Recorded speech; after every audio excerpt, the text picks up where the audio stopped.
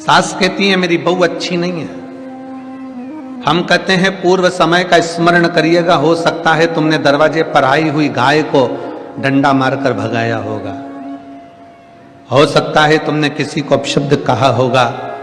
ये जितने हमारे संबंध हैं, हमारी पत्नी, हमारे बच्चे, हमारा बेटा, हमारी बेटी, हमारी माता, हमारे पिता, हमारा परिवार, हमारा कुल, ये सब संबंध जितने भी हैं, ये संबंध हमारे पूर्व के कर्म के कारण हमको मिलते हैं और संसार में आने के बाद उनके साथ रहना पड़ता है और भोगना पड़ता है।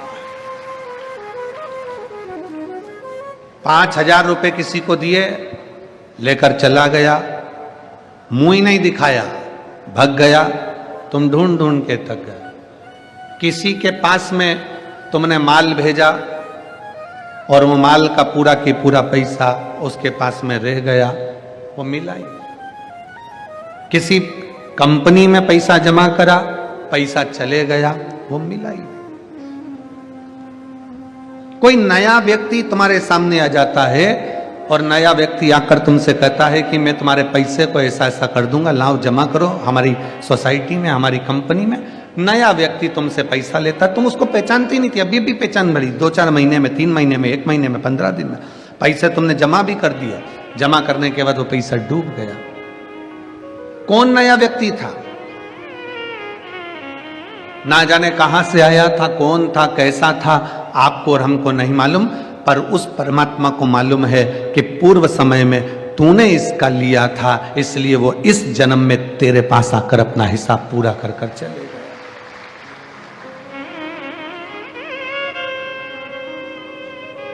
शिव महापुराण की एक बात अपनी जिंदगी में जरूर उतारिए।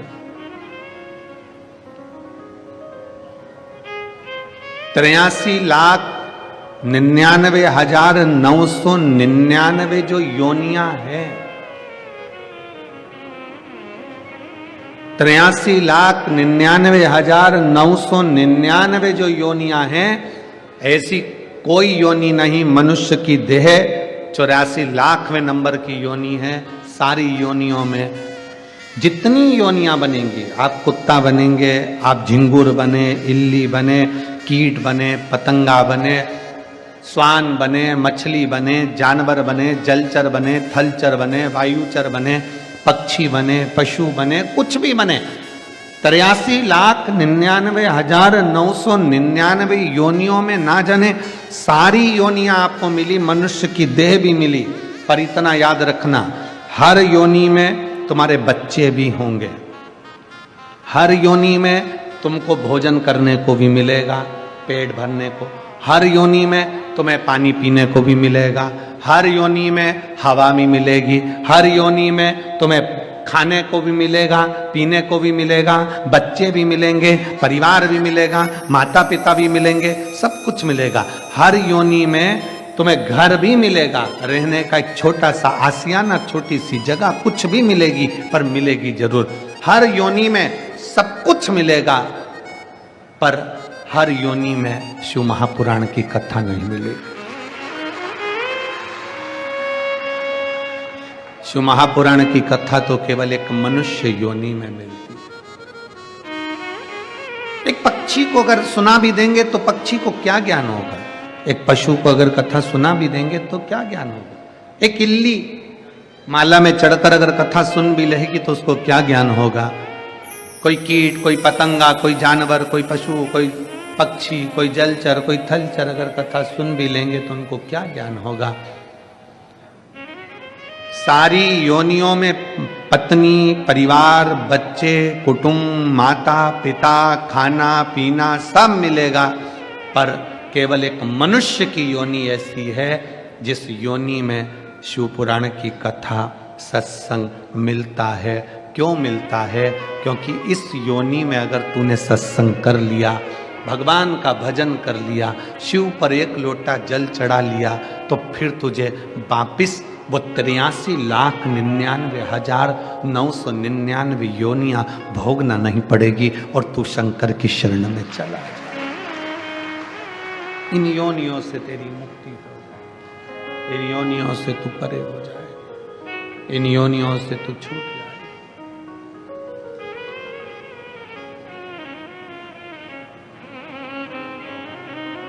कर्ज चुकाने के लिए आपका और हमारा जन्म हुआ है, कर्ज पूर्व समय का। बेटी ने जन्म ले लिया, बेटे ने जन्म ले लिया,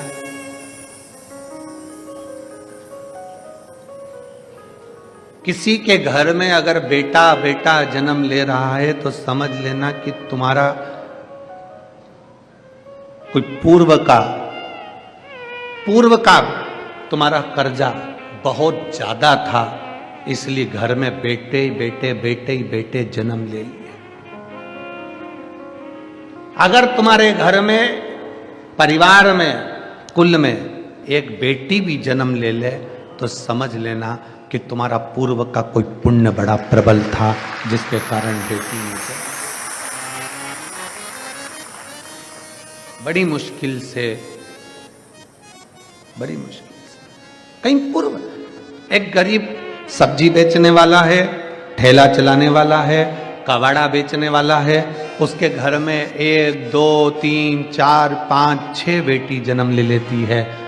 और कोई बहुत पैसे वाला करोड़पति धनपति वैभवपति है, उसके घर में बेटा ही बेटा जन्म लेते हैं। तो मोहल्ले की माताएं कहती हैं बेचारी गरीबड़ी को एक लड़का हो जाता तो अच्छा था, और उसके पास इतना पैसा है, उसके घर में एक लड़की हो जाती तो कौन सी कमी पड़ जाती, 1 2 लड़की उसके घर हो जाती, इसके घर में एक आध लड़का हो जाता। पर कौन समझाए कि शंकर भगवान के लेख में लिखा हुआ है कि जिसके घर में 2 3 4 5 बेटियां अगर जन्म ले लेती हैं तो कहते हैं कि स्वयं शंकर उसको अपनी गोदी में और नंदी पर लेकर जाते हैं, स्वयं शिव।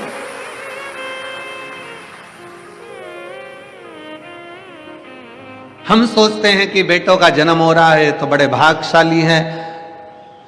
आप भाग्यशाली हो, बेटे ने जन्म लिया, पर सौभाग्यशाली तो तभी होगे जब घर में बेटी का जन्म हो। जब घर में बेटी का जन्म है तो सौभाग्यशाली, नहीं तो भाग्यशाली तो आप हो।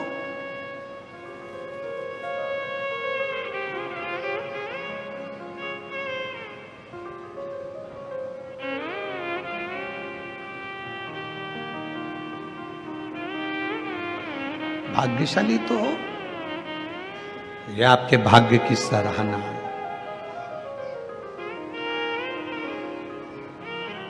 तुम्हें जो समय मिला है, तुम्हें जो ये मनुष्य का जीवन मिला है, मानव का शरीर मिला है, इस मानव के शरीर की कीमत समझो, इसकी कीमत समझो। बचपन तुमने परिवार को दे दिया, मम्मी कितना लाड लड़ाती है, आई कितना प्रेम करती है, पिताजी कितना प्रेम करते हैं बचपन में। बचपन में माँ बाप का इतना प्रेम रहता है कि बच्चे को सोते हुए देखना उन्हें बहुत पसंद आता है। बोलो बोलो जरा, समय जम के बोलो जरा। बच्चा अगर सो रहा है ना बचपन में तो माँ बाप को बहुत अच्छा लगता है, और वही बच्चा जब 27 साल का हो जाए, 25 साल का हो जाए, 20 साल का हो जाए, 30 साल का हो जाए, तो कौन माँ बाप हैं जिसको लड़का लड़की घर में सोते हुए अच्छे लगेंगे? लगते हैं? नहीं।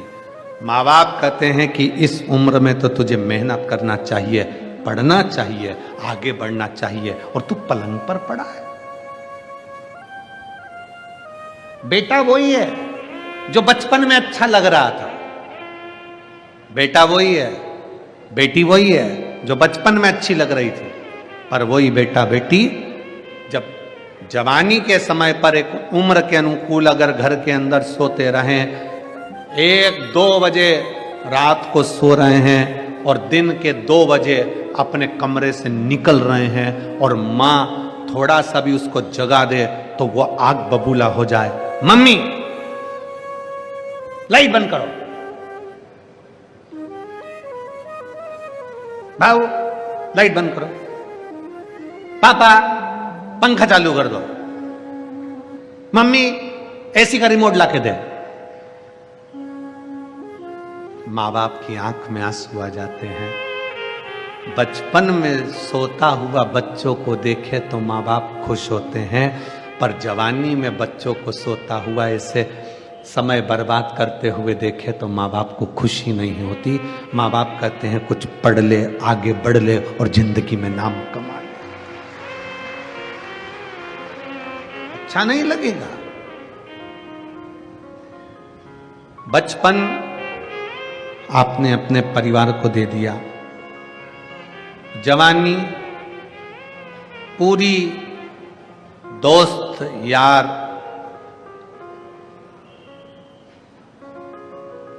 और अपना मोबाइल और अपने पहचान वाले संसार के जितने लोग हैं उनको दे दिया। क्या बचा? बुढ़ापा। बचपन खेल में खोया, जवानी नींद भर सोया, बुढ़ापा देख कर रोया। अब आया बुढ़ापा।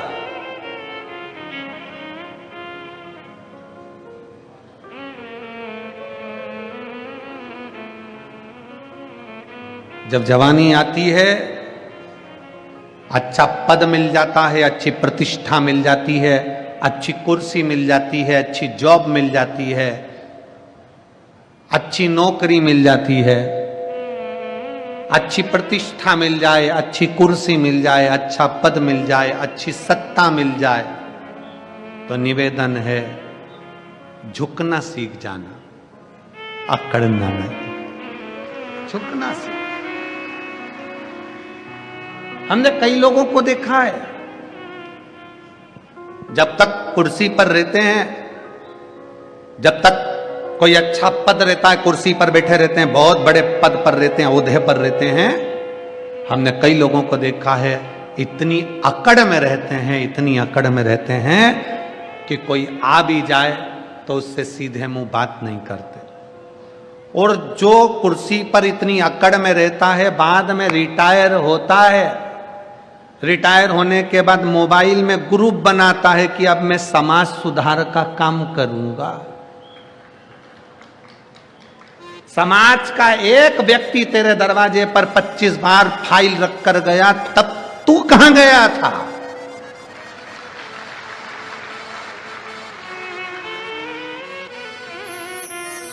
परिवार का एक व्यक्ति 25 बार हाथ जोड़कर आ गया, भैया जी देख लेना, तुम हमारे रिश्तेदार, तुम हमारे नातेदार, मिलने को तैयार नहीं हुआ। और रिटायर होते से ही व्हाट्सएप पे, फेसबुक पे, इंस्टाग्राम पे ग्रुप बना दिया कि अब मैं मेरी समाज का ये काम करूंगा, मैं अपने मोहल्ले का ये काम करूंगा, मैं अपने क्षेत्र का ये काम करूंगा। अब याद आ रहा है, अब समझ में आ रहा है कि अब मैं कोई अच्छा काम करने का प्रयास करूंगा। अच्छा काम कब करना था? जब तुम्हारी कुर्सी थी। अच्छा काम कब करना था? जब तुम्हारी सत्ता थी। अच्छा काम कब करना था? जब तुम्हारी प्रतिष्ठा थी, तब अच्छा काम करना था। अपनी कुर्सी का, अपने पद का, अपनी प्रतिष्ठा का ध्यान रखकर, जब तक तुम्हारे पास में सत्ता है, कुर्सी है, वैभव है, कुछ ऐसा कर जाओ। जीजाबाई ने छत्रपति शिवाजी से एक बात कही थी, वो बात संपूर्ण विश्व के लोगों को याद आना चाहिए।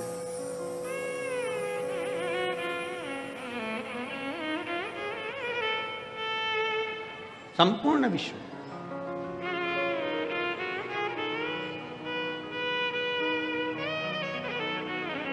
जीजाबाई ने पूछा था, शिवाजी, हे शिवाजी। हाँ मां, आई, बोलो। शिवाजी,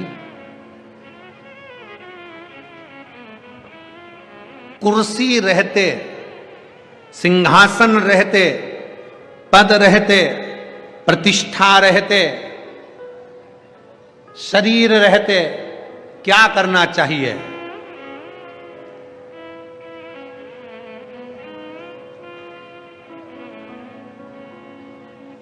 क्या करना चाहिए? तो शिवाजी ने कहा, मां, शासन, प्रशासन, और सनातन धर्म की रक्षा करना चाहिए। अपने सनातन धर्म की मजबूती, आपके पास में बहुत अच्छा पद है ना, आपके पास में बहुत अच्छी प्रतिष्ठा है, बहुत अच्छी कुर्सी है, बहुत अच्छा आपके पास में पद है, तो प्रयास करना कि इस पद की गरिमा बनी रहे। कोई आए, तुम्हारा एक सिग्नेचर अगर किसी का भला कर सकता है, एक साइन तुम्हारा भला कर सकता है, तो ध्यान देना, पहले फाइल पढ़ो, खूब अच्छे से अध्ययन करो। हम ये नहीं कहते कि तुम बिना देखे सिग्नेचर करो, हम तो कहते हैं तुम्हारा एक सिग्नेचर, एक चिड़िया तुम्हारी अगर किसी का भला कर सकती हो, तो प्रयास करना कि एक बार जिंदगी में अपनी कुर्सी पर बैठकर उस चिड़िया को बना देना, किसी का भला कर देना। प्रयास करो अच्छा करने का, फिर मिलेगा शरीर, जम के बोलो जरा, वापिस मिलेगा नहीं। रिटायर होने के बाद वापिस कुर्सी पे बैठोगे? अरे जम के तो बोलो नहीं। बैंक का मैनेजर अपनी कुर्सी पर बैठा है तब तक उसका साइन काम आएगा।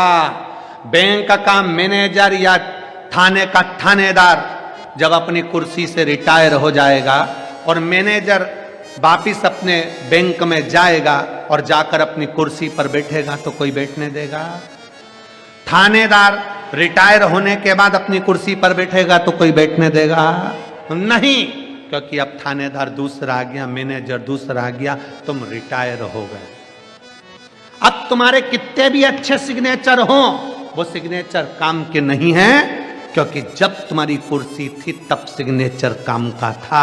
इसलिए जब तक तुम्हारी कुर्सी और पद प्रतिष्ठा है तब तक सिग्नेचर अच्छे करने का प्रयास करिए, किसी का भला करने का प्रयास करिए, किसी के लिए श्रेष्ठ करने का प्रयास कुछ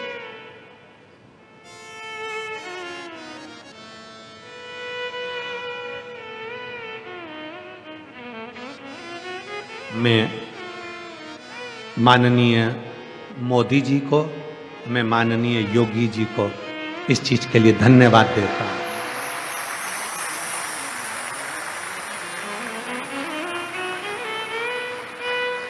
मैं माननीय मोदी जी को और माननीय योगी जी को, प्रधानमंत्री जी को, उत्तर प्रदेश शासन के मुख्यमंत्री जी को भी धन्यवाद देता हूं कि अपनी कुर्सी का सदुपयोग कर रहे हैं, शासन, प्रशासन और सनातन तीनों को मजबूत कर रहा है।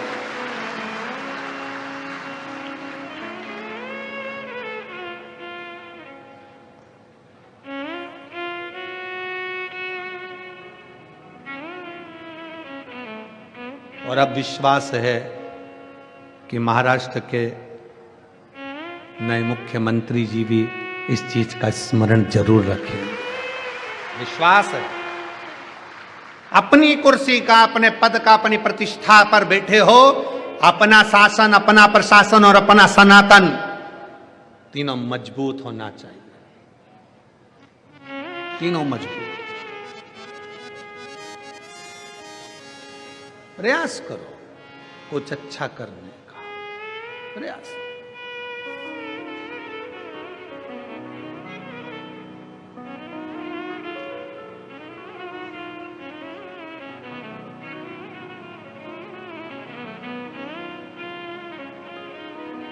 और जब हम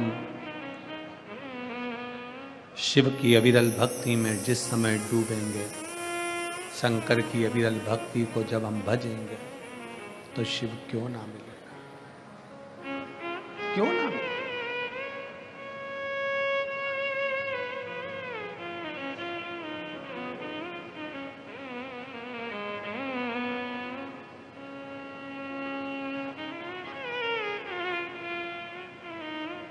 कल हम आशीष से कह रहे थे, आशीष पहली कथा नेपाल तो बाची है विदेश में, पर पहली कथा दुबई में है। तो हमने आशीष से कहा, आशीष सब सामान लेकर चलना, साथ में भारत माता की मिट्टी को भी लेकर चलना।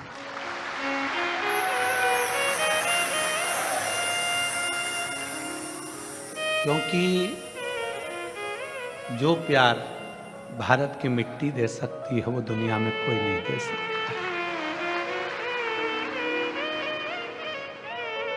भारत की मिट्टी के आगे सब फीका है।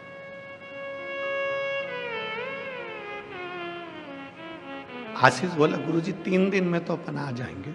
हमने कहा एक दिन भी अगर ये भारत की मिट्टी छूटती है तो बड़ा दुख।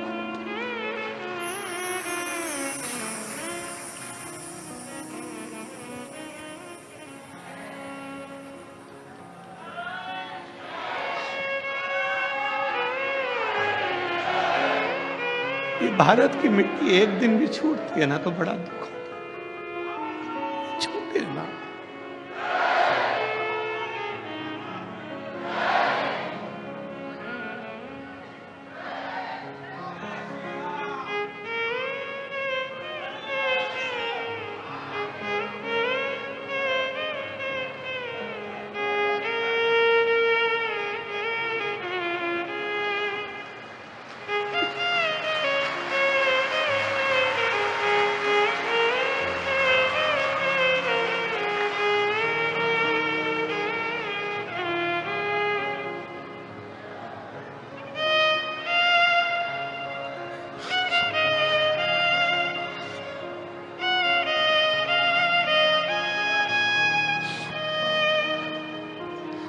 ये ना छूटे, इसको भी थोड़ा बटोर ले। सब कुछ मिल सकता है पर ये भारत वतन नहीं मिल सकता। जान है,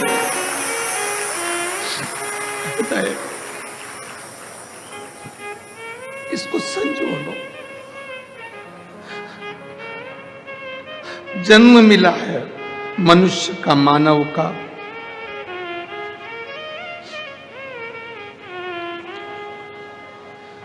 छूटे ना, बिसराए। कुर्सी मिले, पद मिले, प्रतिष्ठा मिले, शासन प्रशासन और सनातन को मजबूत बनाए। मजबूत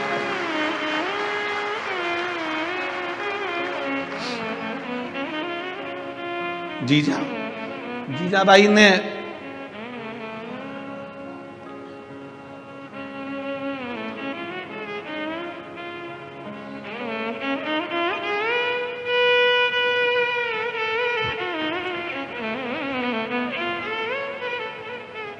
चंदन है इस देश की माटी, तपोभूमि हर ग्राम है, हर बाला देवी की प्रतिमा, बच्चा बच्चा राम है। जिसके सैनिक समर भूमि पर गाया करते गीताएं, उसी माटी के हल्के से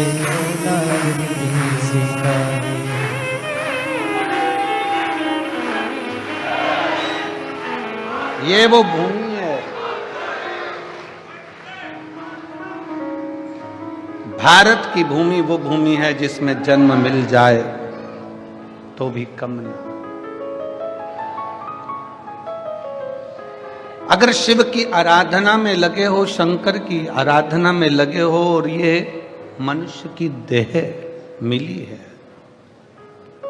तो कुछ किसी का भला करने का प्रयास करो। बहुत अच्छी कुर्सी पर बैठे हो आप, बहुत अच्छी भगवान ने कृपा करी है।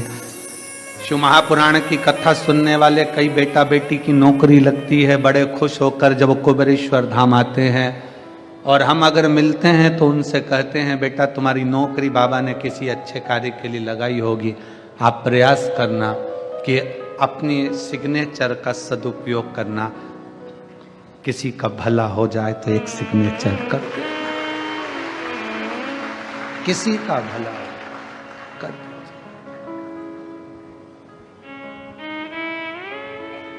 हमारे जीवन की इतनी कथा हुई पर सारी कथाओं का रिकॉर्ड सिरपुर ने तोड़ दिया।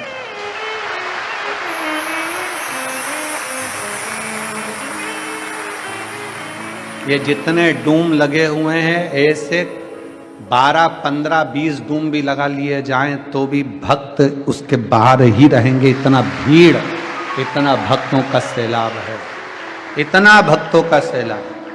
ऐसे डूम ना जाने कितने लगा दो आप, 15, 12, 20, 22, 24, 25, तो भी शिव भक्त बाहर के बाहर। हमारे जीवन का इतना बड़ा ये शिव पुराण की कथा देखी करी सब, पर ऐसा जन सैलाब कहीं नहीं देखा, कहीं पर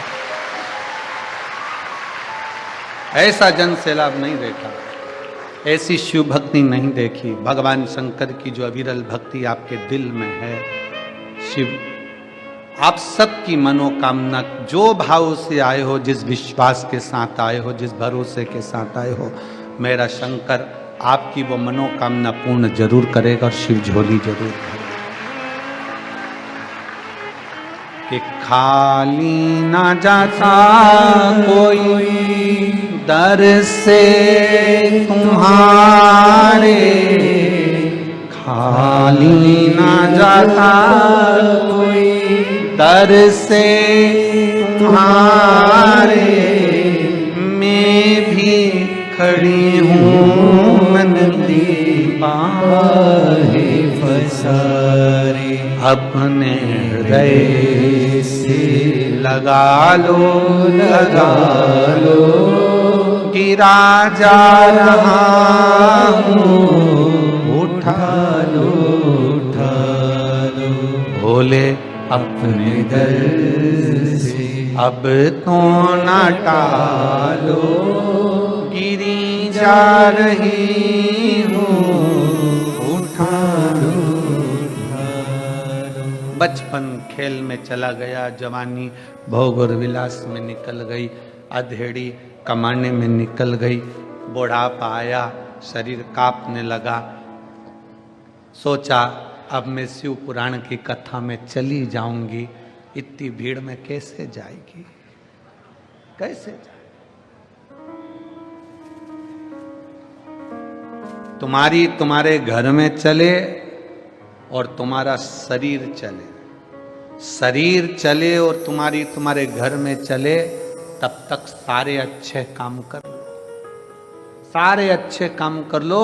शरीर चले तो कथा भी सुनो, तीर्थ भी करो, व्रत भी करो, पुण्य कमाओ, और तुम्हारे घर में चले, जब तक तुम्हारी चल रही है तब तक दान पुण्य, भूखे को भोजन, प्यासे को पानी, जय बाबा बर्फानी करते रहो। जब चलना बंद हो जाएगा ना तुम्हारा, तुम कहोगे बेटा ला जरा 100 रुपए दे, सीवर वाला महाराज आया है, कथा सुनने जाना है मेरे को गाड़ी का। पूरे मोहल्ले की माताओं ने गाड़ी करी है, किराए की गाड़ी करी है, और आई हैं मेरी जीजियां यहाँ, आए हैं मेरे जीजा यहाँ, सब ने मिलकर, कोई ने गाड़ी करी, कोई ने लोडिंग करा, कोई ने बड़ा ट्रक करा, कोई ने ट्रैक्टर करा, डीजल डलवाया, किराया दिया, सब ने मिलकर दिया। सब ने मिलकर आज जो खर्च कर कर तुम यहाँ आए हो ना, 100-500 रुपए लगा कर यहाँ आए हो, चिंता मत करना। एक छोटी सी डायरी में लिख कर रखना, मैं सिरपुर गई थी तो मैंने 150 रुपए खर्च करे थे। 3 महीना तो जाने दो, 3 महीना जाने दो, 1 महीने बाद जो पास में तुम्हारे साकरी में कथा है ना, फिर मिलेंगे, जब पूछेंगे कि वो 150 रुपया तुम्हारा बढ़कर 1000 गुना हुआ कि नहीं। जाने दो। शिव भक्ति में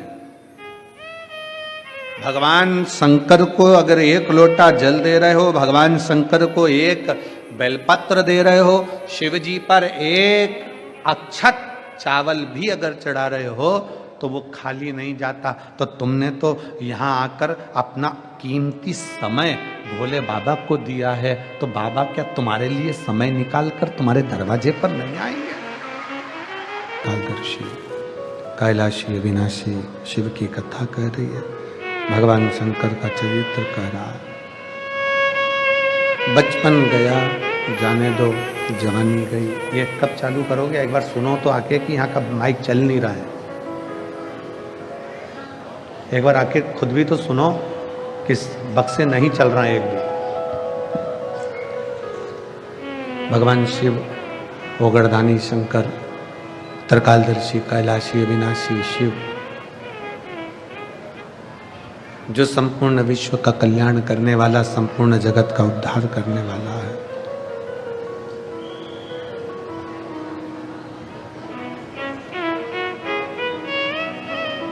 बचपन गया जाने दो, जवानी गई जाने दो, अधेड़ी गई वो भी जाने दो, पर बुढ़ापा जो मिला है, जो बुढ़ापा प्राप्त हुआ है, वो बुढ़ापा व्यर्थ मत जाने दो। उस बुढ़ापे को व्यर्थ निकलने मत देना, व्यर्थ जाने मत देना। उसको संभालने का प्रयास करिए, उसको संजोने का प्रयास करिए। मैं यजमान परिवार को, पाटिलवाड़ा परिवार को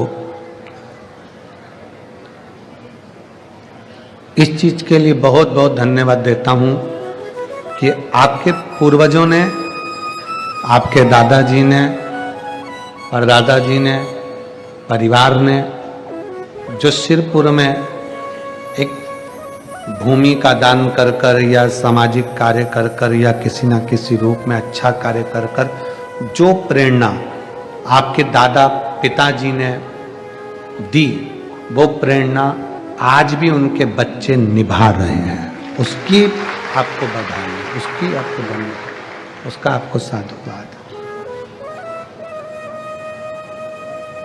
आज भी आप उस क्रम को निभा रहे हैं, आज भी उस क्रम को आप आगे बढ़ा रहे हैं।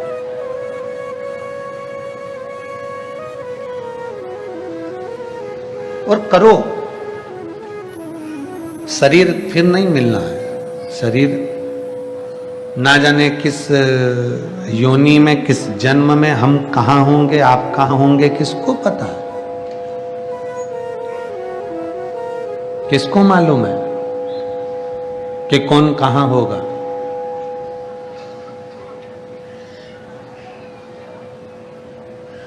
सदानंद कार्तिकेय जी जिस समय पर तारकासुर को मार दिए थे और तारकासुर के 3 बेटे तारकाक्ष, विनुमाली और कमलाक्ष की, ये तीनों ने उपद्रव जब किया था, तब मां जगतजननी के पास में कार्तिकेय बाबा सदानंद स्कंद देव कार्तिकेय जी स्वयं आए।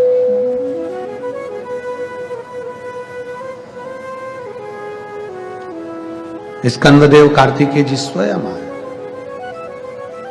और स्कंद देव कार्तिकेय जी ने आकर अपनी माता जी से कहा, मां यदि आप कहो तो मैं ये तारकासुर के 3 बेटों को भी मार दूं, तारकाक्ष को, विदुमाली को और कमलाक्ष को, इनका भी समाप्त कर देता हूं, इनको भी मार देता हूं।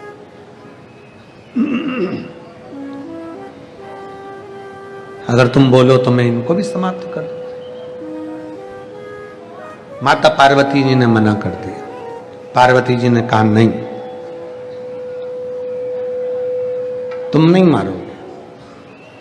तारकासुर को तुमने मार दिया, वहां तक ठीक है,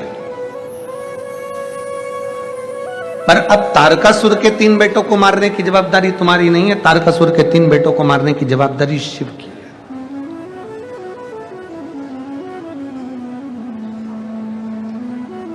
आपसे एक बात पूछें, दवाई क्यों खाते हो? जम के बोलो, दवाई क्यों खाते हो? कि तुम एक्सपायर ना हो जाओ। बोलो सही है कि गलत है?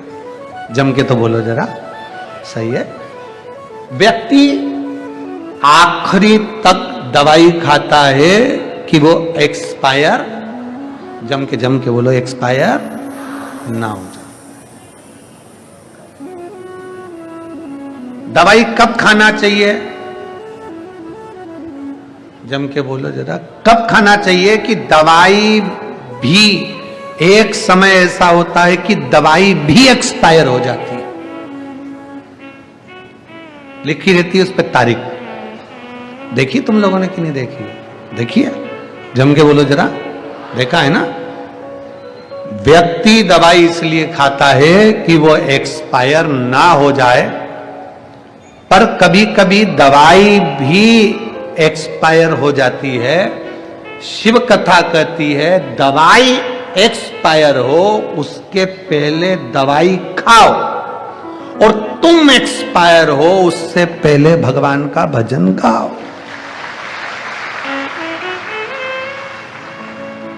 दवाई कब असर करेगी? एक्सपायर होने के बाद। जम के बोलो जरा। नहीं, कब असर करेगी? अगर एक्सपायर तुम हो गए, कोई हो गया, हम हो गए, संसार का कोई व्यक्ति भी एक्सपायर हो गया और उसको दवाई खिलाओगे तो असर करेगी नहीं। और दवाई एक्सपायर हो गई, उसकी तारीख निकल गई, उसकी डेट निकल गई, उसके बाद वो असर करेगी क्या? नहीं। दवाई भी अगर एक्सपायर हो जाती है तो वो भी असर नहीं करती है। व्यक्ति एक्सपायर हो जाता है तो उस पर दवाई असर नहीं करती है। और मनुष्य यदि एक्सपायर हो जाए तो लोग कहते हैं कि इनको थोड़ा सा मिल जाएगा, जो चले गए, जो गए उनको मिल जाएगा। शिव महापुराण की कथा कहती है, जीते जी दवाई खा लो, मरने के बाद दवाई असर नहीं करेगी। और जीते जी शिव पुराण सुन लो, मरने के बाद असर नहीं करेगी। जीते जी सुनो, जीते जी श्रवण करिए, जीते जी धारण करिए। जितना श्रवण कर सकते हो, जितना भजन कर सकते हो, जितना स्मरण कर सकते हो, जितना कीर्तन कर सकते हो उतना करिए। जीते जी।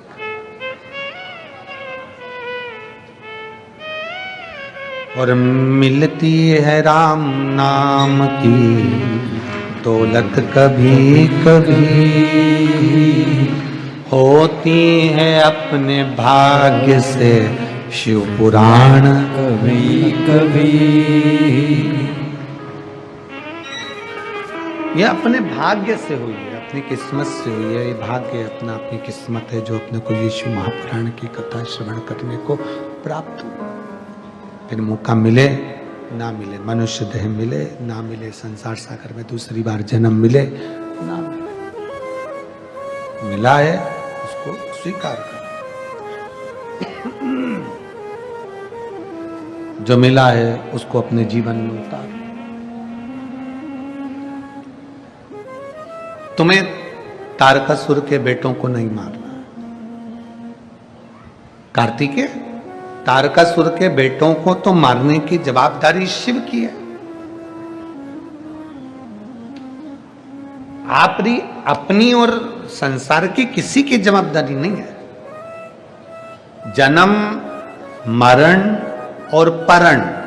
परण मतलब शादी, मरण मतलब मरना, और जन्म मतलब जन्म। ये तीन जवाबदारी किसी देवता के पास नहीं है। इन तीन चीज की जवाबदारी शंकर जी के पास है, शिव जी के पास।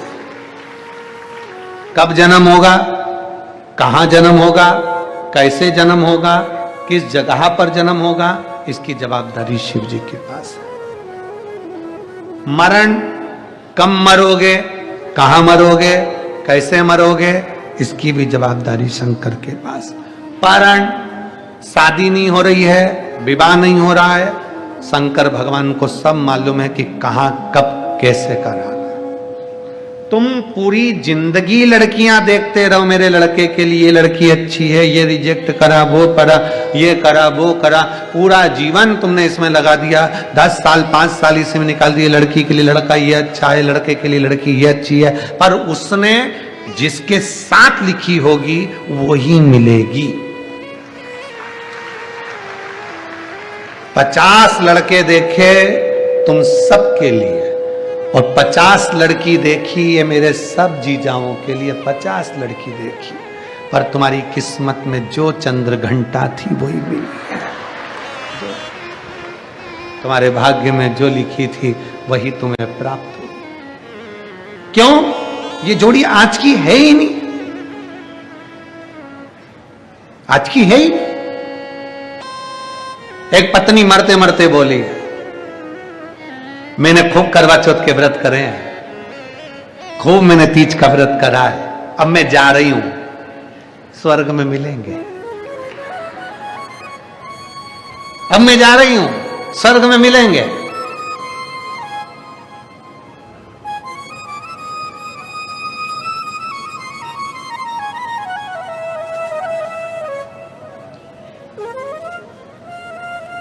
पत्नी मरी नहीं, 3 महीने जिंदा रह गए। पत्नी जिंदा तो रह गई, पलंग पर पड़े पड़े अपने पति को देख रही थी। पति आता, कहीं नौकर पे गुस्सा करके 2 थप्पड़ मार देता, कहीं गौ माता दरवाजे पर आती तो उसको भगा देता, कुत्ता आता तो उसको लात मारकर भगा देता, सबको परेशान करने लगा। एक दिन पत्नी ने पूछ लिया, क्यों बेवकूफी कर रहे हो, पागल हो गए हो? पहले इतने अच्छे थे, अब ये गलत काम क्यों कर रहे हो? पति बोला, मुझे स्वर्ग नहीं जाना। अगर तू स्वर्ग में है तो मैं नरक में अच्छा।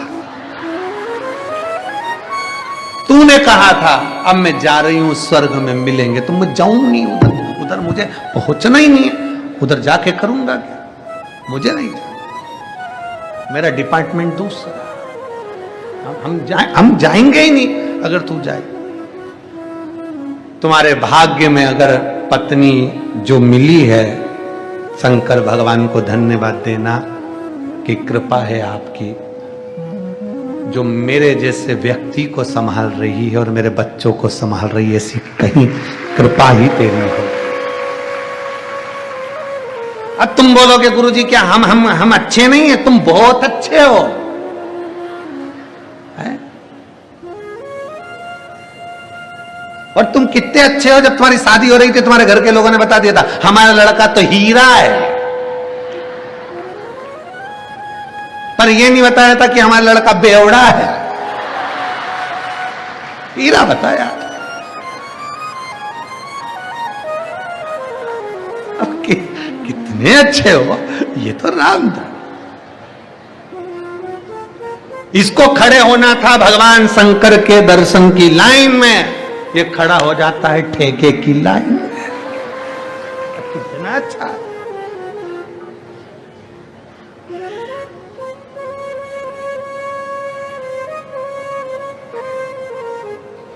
शिव जी को धन्यवाद दो, भगवान तूने बहुत अच्छी दी है, बहुत अच्छी कृपा करी है। और जो माताएं कहती हैं हमारा पति बहुत ताड़ना देता, बहुत गालियां देता, बहुत अपशब्द कहता, बहुत आड़ा टेढ़ा बोलता, उन बहनों से भी निवेदन है तुम भी शंकर जी को धन्यवाद देना, बहुत अच्छा दिया है। अगर ये अच्छा मिल जाता मुझे प्रेम करने वाला, तो मैं क्या शिव पुराण में जाती? फिर तो सिरपुर के या धूलिया के किसी टॉकीज में मूंगफली हाथ में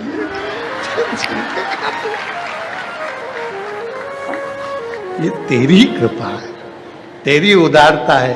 तू इतना अच्छा है कि तूने ऐसा दिया कि दिन भर गाली देता, दिन भर ताने देता और दिन भर अपशब्द बोलता, ये ताने देता तो मेरा दिल इससे हटकर भोलेनाथ में लग गया।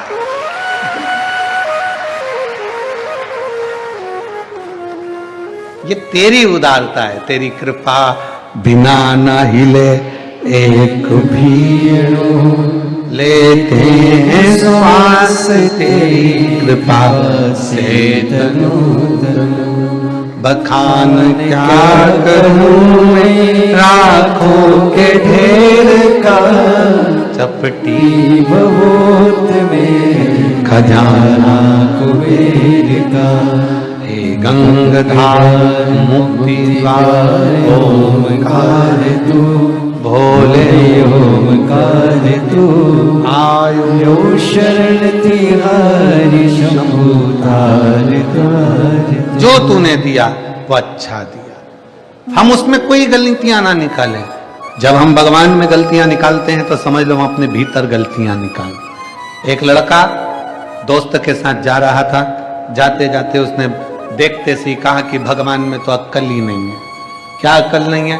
इतना बड़ा पेड़ इतनी छोटी छोटी सी केरी लगा दी, इतना बड़ा पेड़ इतना छोटा छोटा सा बेर लगा दिया,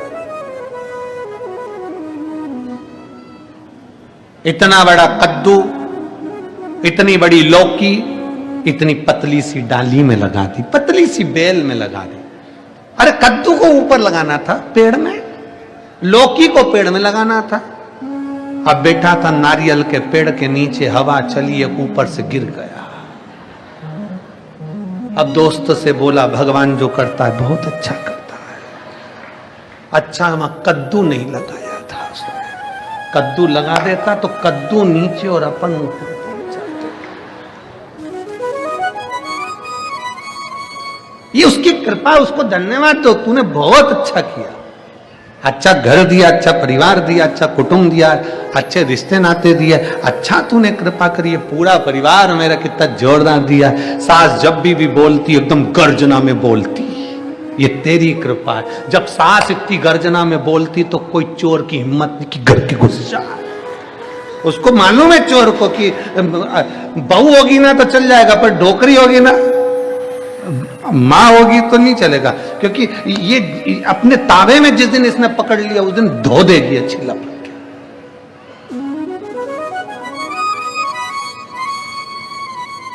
तुम खुद देखो, अच्छा अंदाजा लगा के देखो जरा। पैसे मांगने वाले कभी भी बुजुर्ग व्यक्ति के पास पैसे मांगने नहीं जाते हैं कि माँ जी, पिताजी, भाऊ साहब हमको पैसे मांगने वाले जाएंगे तो बहू और बेटों के पास में। नौकरानी किससे कहेगी? सास से तो कभी कहती ही नहीं नौकरानी पैसे की जरूरत है। तो पोछे वाली, झाड़ू वाली, बर्तन वाली, भांडा वाली कभी भी पैसे की जरूरत होगी ना, बहुओं से कहेगी, जी मुझे पैसे की जरूरत। तो जी कहेगी मम्मी से राम मैं नहीं कह सकता। नौकर अगर पैसा दुकान पे चाहिए तो नौकर कभी भी सेठ जी से, जो पिताजी हैं, बुजुर्ग हैं, उनसे नहीं कहेगा। वो कहेगा तो बेटा भैया मेरे को पैसे की जरूरत, तो पापा से कहना है। मैं नहीं कह सकता, पापा से तो नहीं कह सकता, क्योंकि मालूम है पारखी नजर निरमा सुपर। इनको मालूम है कि पिताजी की निगाह बहुत पारखी है, मां की निगाह बहुत पारखी है, घर के बुजुर्ग की निगाह बहुत पारखी है। वो समझते हैं कौन अच्छा कौन बुरा, क्या करेंगे क्या नहीं करेंगे। और सास ने कहा था मत देना पैसा, पर बहू ने चुपचाप से दे दिया। वो 15 दिन बाद काम छोड़ के चली गई, आई नहीं। सास ने कहा था मत देना, पर समझे ये तो सोच रही थी मेरी बेचारी कर चली। सास की निगाह बहुत पारखी है। जैसे सास की निगाह पारखी है, ससुर की निगाह पारखी है, उसी तरह मेरे भोले बाबा पूरे देवताओं के भी देव महादेव हैं, घर के देवताओं में बुजुर्ग हैं, इसलिए उनकी निगाह भी पारखी है। किसको क्या देना है वो जानते, उसको मालूम है।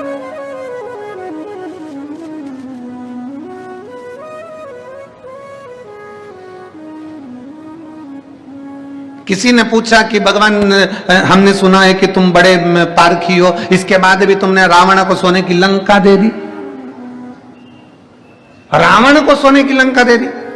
शंकर भगवान, तुम्हें सोचना था, विचार करना था कि वो असुर है, राक्षस है, उसे सोने की लंका देने की क्या जरूरत थी।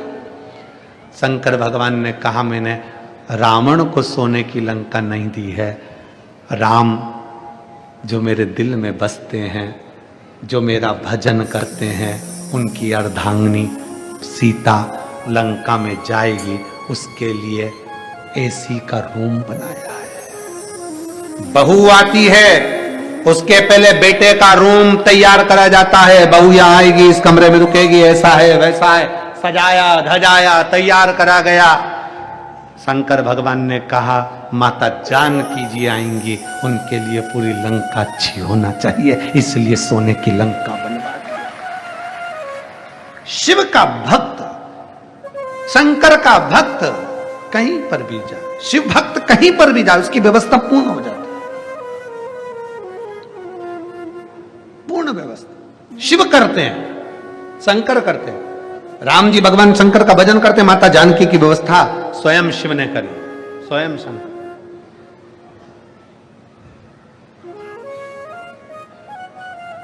स्वयं शिव करते हैं, इसलिए शंकर की उदारता, शंकर की करुणा कोई साधारण नहीं है।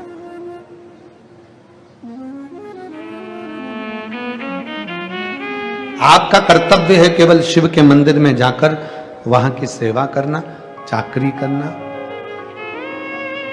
और मेरे बाबा तेरी नौकरी सबसे बढ़िया है सबसे खरी। तेरे दरवाजे की चाकरी सबसे बढ़िया है सबसे खरी। जब से तेरा गुलाम हो गया तब से मेरा भी नाम हो गया। जब से तेरा गुलाम हो गया तब से मेरा भी नाम हो गया। वरना वो काल क्या थी मेरी सबसे बढ़िया है सबसे खरी। भोले बाबा तेरी नौकरी सबसे बढ़िया है सबसे खरी। आप उसकी सेवा में लग जाओ। एक पत्र है,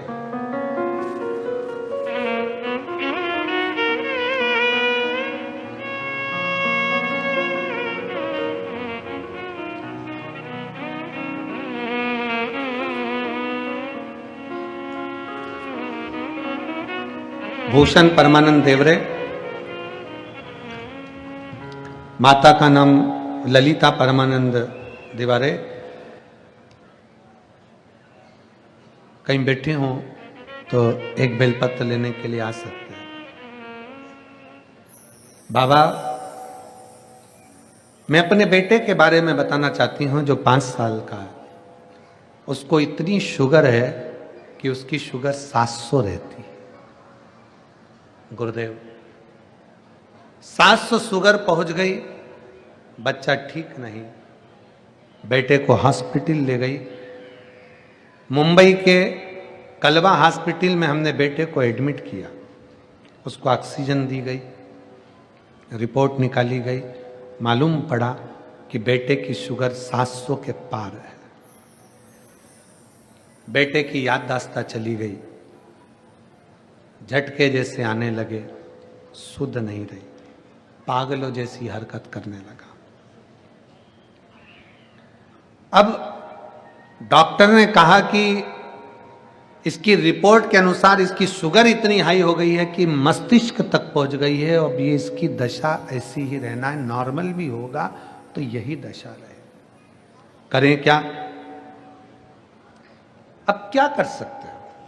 सबको भूल गया, बेटा पागलों जैसा हो गया, कोई इलाज सामने दिखता नहीं। तभी मैंने नर्स के कहने पर, डॉक्टर की नर्स के कहने पर श्री शिवाय नमस्तुभ्यम का जाप करने लगी।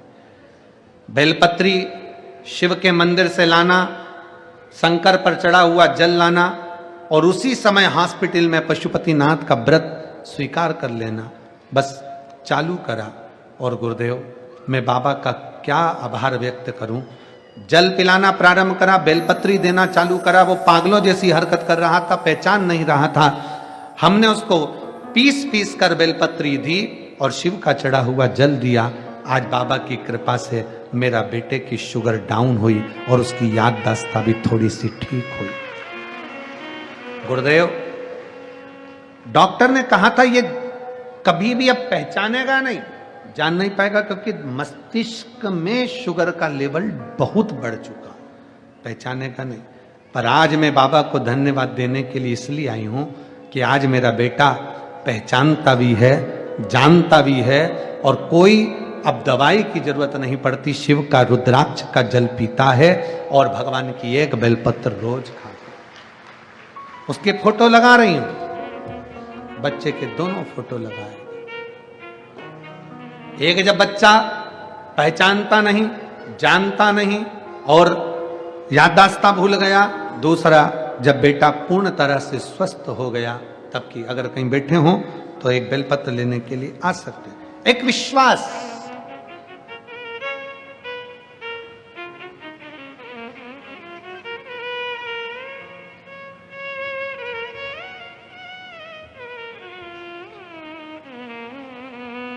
शिव के बिना संसार में कुछ नहीं हो सकता। आपका भरोसा, आपकी दृढ़ता, आपका विश्वास। एक पत्र और है,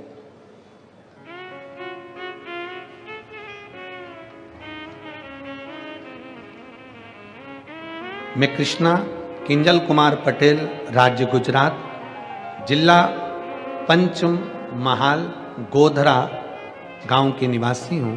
वहां से आई हूं। कहीं बैठी हो तो बेलपत्र लेने के लिए आ सकते हैं। गुरुजी, मेरा एक ही लड़का है, उसका नाम आयांश किजल कुमार पटेल है, जिसकी उम्र 7 साल की है। वो अचानक से ऐसे ही खेलते खेलते उल्टियां करने लगा। उसकी तबीयत खराब हो गई। फिर हम उसे लेकर बड़ौदा चले गए। वहां के डॉक्टरों को दिखाया। फिर सब रिपोर्ट निकाली और सीटी स्कैन में पता चला कि सिर में पानी जमा हो गया। सिर में पानी जमा हो गया। डॉक्टरों ने बोला ऑपरेशन करना पड़ेगा। फिर हमने ऑपरेशन करवा लिया। वो पहले जैसे तो हो गया, पर वो हमारे साथ बात करता तो आंखें ऊपर करता, आंखें ऊपर कर लेता, जिसका मैं फोटो लगा रही हूं। आप फोटो को देखेंगे, पहले नंबर का फोटो का दर्शन करेंगे, जिसमें उसके नेत्र की ज्योतियां सब ऊपर की ओर चली गई। उसकी आंखें पूरी ऊपर की ओर चली गई। आंखें ऊपर की ओर कर लेता। तब उसकी जांचें प्रारंभ हुई। फिर डॉक्टरों ने रिपोर्ट निकाली तो बताया आपका लड़का देख नहीं सकता, उसकी आंखें चली गई। ब्रेन का जब ऑपरेशन हुआ, मस्तिष्क का जब ऑपरेशन हुआ, तो डॉक्टरों ने देखकर कह दिया कि अब ये देख नहीं पाएगा। उसकी आंखों की रिपोर्ट निकाली गई, एमआरआई भी कराया, रिपोर्ट भी आई, पर उसका दिखना ठीक नहीं हुआ। हमें मालूम नहीं था कि ऊपर क्यों देखता है। उसकी आंखें चली गई। फिर वापस घर आ गए। तब हमारे पड़ोसी ने बोला एक बार रेटिना अस्पताल में दिखाओ। फिर हम वहां भी ले गए तो वहां भी डॉक्टर ने बोला नहीं देख सकता, ये नहीं देखता।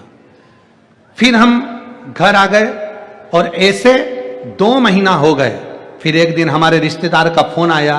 फिर उन्होंने मुझे बोला सीहोर जा, रुद्राक्ष लेकर आ। मैंने पहली बार सुना था और उन्होंने यह भी बोला कि पशुपतिनाथ का व्रत भी कर। फिर मैंने बोला इतना किया तो ये भी करती हूं। फिर उन्होंने मुझे रुद्राक्ष दिया। मैं रोज मंदिर जाती, जल चढ़ाती, पिलाती और आंखों में लगा देती। फिर अचानक से दूसरे रिश्तेदार थे तो उन्होंने बोला कि मैं सीहोर जा रहा हूं, तुम भी चलो, वहां रुद्राक्ष महोत्सव चल रहा है। हम फिर कहेंगे जिंदगी में अगर मौका लगे तो एक बार महाशिवरात्रि के समय पर रुद्राक्ष महोत्सव की उस पवित्र भूमि पर जरूर आओ। अपना डेरा लगाकर 7 दिन, 5 दिन, 3 दिन, 2 दिन, 1 दिन बाबा से अपने दिल की बात जरूर कहो, बाबा सुनता जरूर है। 25 फरवरी से 3 मार्च तक रुद्राक्ष महोत्सव सीहोर में होगा। अभी से अपनी तैयारी करो। मेरी जीजियां, अपने अपने जीजाओं, सब तैयारी कर कर खूब प्रेम से बाबा के धाम में 7 दिन अपने बाप के घर में, पिता के घर में रहने की तैयारी करो। तब हम रुद्राक्ष महोत्सव में कथा सुनने के लिए फिर पंडाल में बैठ के बहुत रोई और बाबा से प्रार्थना की। फिर मैंने शंकर कंकर की पूजन की, कंकर को घर लेकर आ गई। मैंने शिवरात्रि के बाबा से प्रार्थना कर कर बाबा को नमन करती, सोमवार का व्रत करती और बाबा से विनय करने लगी। गुरुजी, मैं बाबा का क्या धन्यवाद दूं। धाम से आने के बाद जब जल पिलाना प्रारंभ करा, मेरे बच्चे को दिखना प्रारंभ हुआ और मैं बाबा को प्रणाम करती हूँ। आज मेरे बेटे ने देखना प्रारंभ करा। उसका दूसरा फोटो लगा रही हूँ जिसमें मेरा बेटा पूर्ण तरह से देखना चालू कर दिया। एक फोटो जिसमें बच्चा पूर्ण तरह से आंख से अंधा हो गया था, देख नहीं पाता था, नेत्र की ज्योति पूर्ण चली गई थी। और दूसरा फोटो जिसमें बच्चा पूर्ण तरह से देखना प्रारंभ करा। अगर बच्चा आया हो और परिवार के लोग आए हों तो बेलपत्र लेने के लिए आ सकते हैं। शिव तत्व है, शंभू खड़े। और मेरे बाबा तेरी नौकरी सबसे बढ़िया है सबसे। आप करो सेवा। कल हम प्रसाद जी पाटिल को कह रहे थे कि प्रसाद जी आप लोगों ने बहुत सेवा करी और पूरी समिति ने, जिनके यहाँ रुके, शुभम जी आदि आदि जहां जहां हम लोग रुके, जहां वो अग्रवाल जी भी थे, पूरा लोग सेवाओं में लगे हुए थे, हम सबको साधुवाद, बहुत बहुत सेवा। और जिन्होंने भी जिस भाव से इस शिव महापुराण की कथा में सिरपुर की पवित्र भूमि पर कहीं भोजन व्यवस्था में, कहीं पार्किंग व्यवस्था में, कहीं पंडाल व्यवस्था में, कहीं सफाई व्यवस्था में, कहीं किसी न किसी रूप में आप लोगों ने जो सेवा करी है, मेरा ओघड़ दानी, मेरा कुबेर भंडारी तुम्हें खाली नहीं छोड़ेगा, देगा जरूर देगा। जो सेवा दिल से करो, मन से करो, शिव खाली नहीं छोड़ता। मेरे भोले तेरी नौकरी सबसे बढ़िया है सबसे खरी। तेरे दरवाजे की चाकरी सबसे बढ़िया है सबसे खरी। जब से तेरा गुलाम हो गया, तब से मेरा बिना हो गया। जब से तेरा गुलाम हो गया, तब से मेरा बिना हो गया। वरना औकात क्या थी मेरी, वरना औकात क्या थी मेरी। सबसे बढ़िया है सबसे खरी। बाबा जी बोल रहे हैं, देखता नहीं था, ब्रेन में पानी था ऑपरेशन के कारणवश, देखना तो चालू कर दिया, अब बाबा चला और दे। बस शिव से ऐसी प्रार्थना है कि हर हर शिव तत्व है। आप उसकी नौकरी कर रहे हैं, आप उसके दरवाजे की चाकरी कर रहे हैं, वो कैसे छोड़े, कैसे छोड़े? आप करो उससे प्रार्थना। क्या आपका करा गया सेवा बाबा खाली नहीं छोड़ता। विश्वास अटल रखो। वो कहते हैं ना, तू एक बार आजा भोलेनाथ की शरण में, भोलेनाथ की शरण में, महादेव की शरण में, भोलेनाथ की शरण में, महादेव की शरण में। तू एक बार आजा महादेव की शरण में, तू एक बार आजा भोलेनाथ की शरण।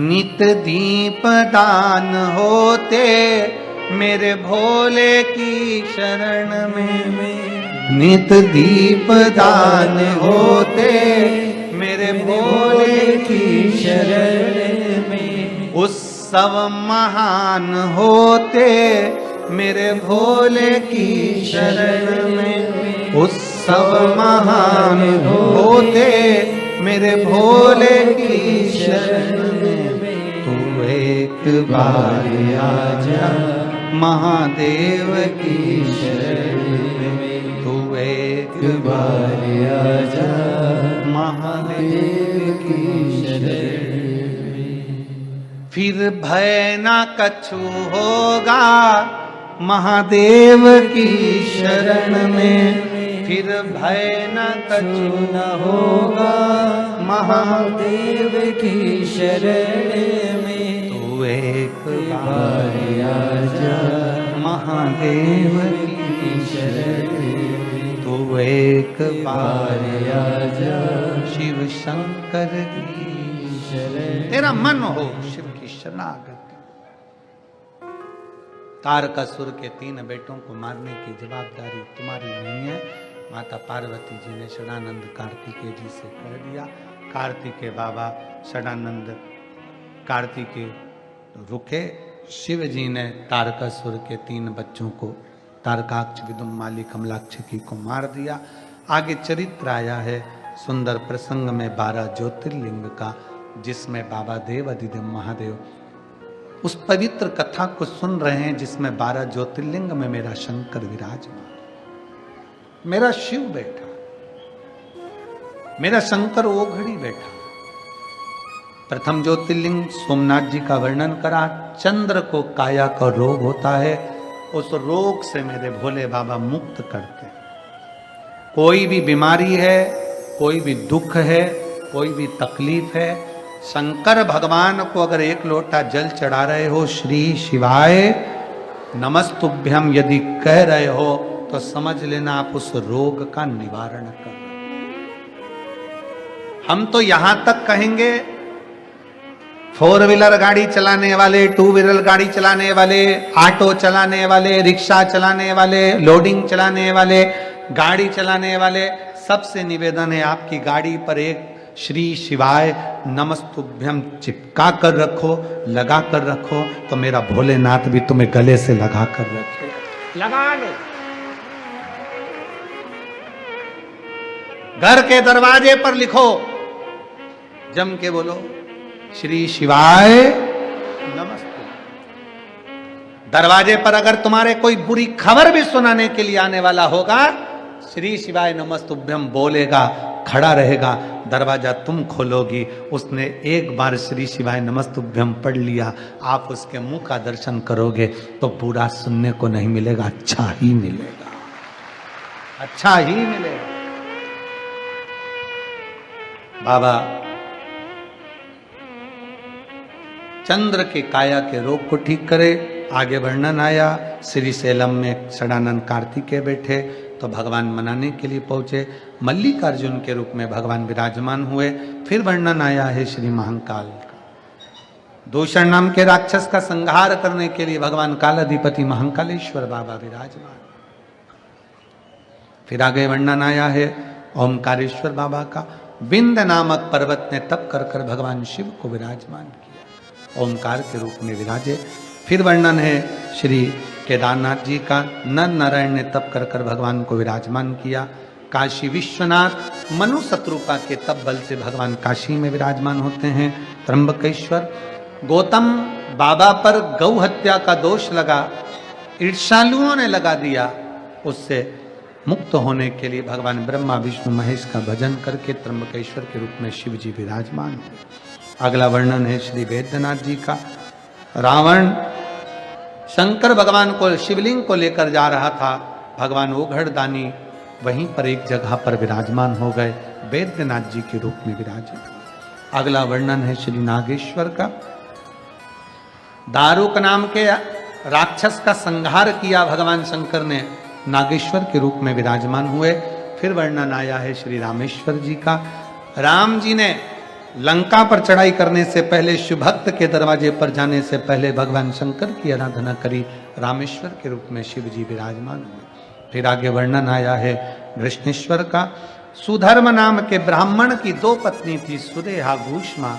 भूष्मा के बेटे को भगवान शंकर ने जीवित कर दिया, पुनः वापिस जीवित कर दिया। जो मर चुका था, जिसके प्राण छूट चुके थे, जो जा चुका था,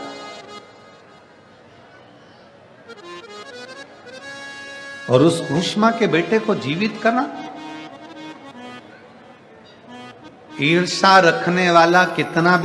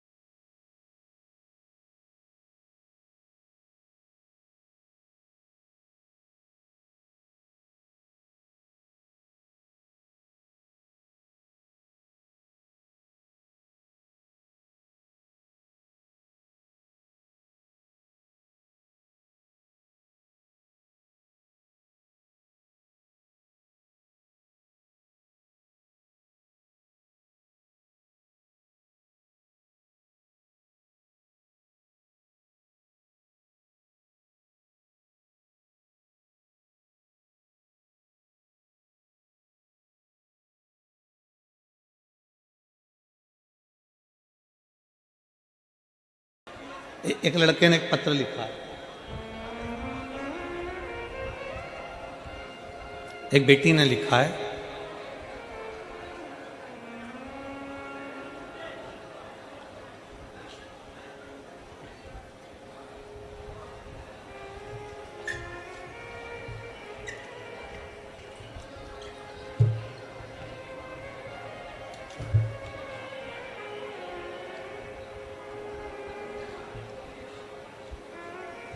उर्मिला नरवत, पति का नाम है हितेश नरवत।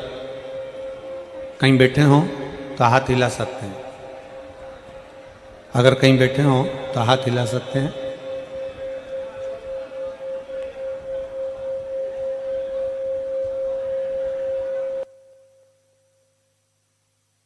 उधर की आवाज कम करके, ये जो बार बार विसिल आ रही ना,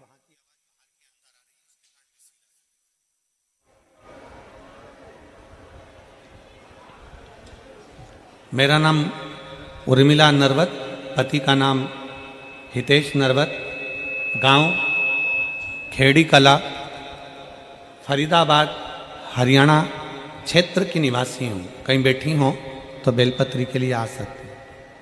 मेरा मोबाइल नंबर ये है। मैं भोले बाबा का और पशुपति व्रत की महिमा का क्या वर्णन करूं गुरुदेव। भोले बाबा ने इस दिवाली मेरे घर को खुशियों से जगमग कर दिया। मैं पिछले 3 साल से सरकारी नौकरी की तैयारी कर रही थी। मैंने अप्रैल 2022 में पहला एग्ज़ाम दिया, पर उसमें मेरा सिलेक्शन नहीं हुआ। फिर मैंने सितंबर 2023 में दोबारा एग्ज़ाम दिया, उसमें कुछ नंबरों से मेरा सिलेक्शन नहीं हुआ। बहुत निराश हो गई, सोचा अब नहीं दूंगी, हिम्मत हार गई। मेरे सास ससुर आपकी कथा टीवी के माध्यम से आस्था चैनल पर सुनते हैं। मेरी सास ससुर ने मुझे बहुत समझाया और कहा कि सियोर वाले बाबा कहते हैं कि जो पंडाल में बैठकर कथा सुनते हैं, भोले बाबा उनकी झोली जरूर भरते हैं। उस वक्त आपकी कथा अक्टूबर 2023 में कोटा राजस्थान में चल रही थी। मैं अपने परिवार के साथ कथा सुनने गई। वहाँ भोले बाबा से प्रार्थना की कि बाबा, सीहोर वाले बाबा कहते हैं कि तू सबकी सुनता है, मेरी भी अर्जी स्वीकार करना बाबा। वहाँ से आने के बाद 1 महीने ही एग्ज़ाम की डेट थी और आप कहते हो ना गुरुदेव कि मेहनत को 4 गुना बनाओ, 4 गुना मेहनत करो और भोले बाबा पर विश्वास कर कर मैंने अपनी ओर से सुबह सब मेहनत खूब करी, 4 गुना मेहनत भी करी और दिन रात पढ़ाई की। जिस दिन एग्ज़ाम था उस दिन शिवालय जाकर बेलपत्र पर शहद लगाकर बाबा को लगाया।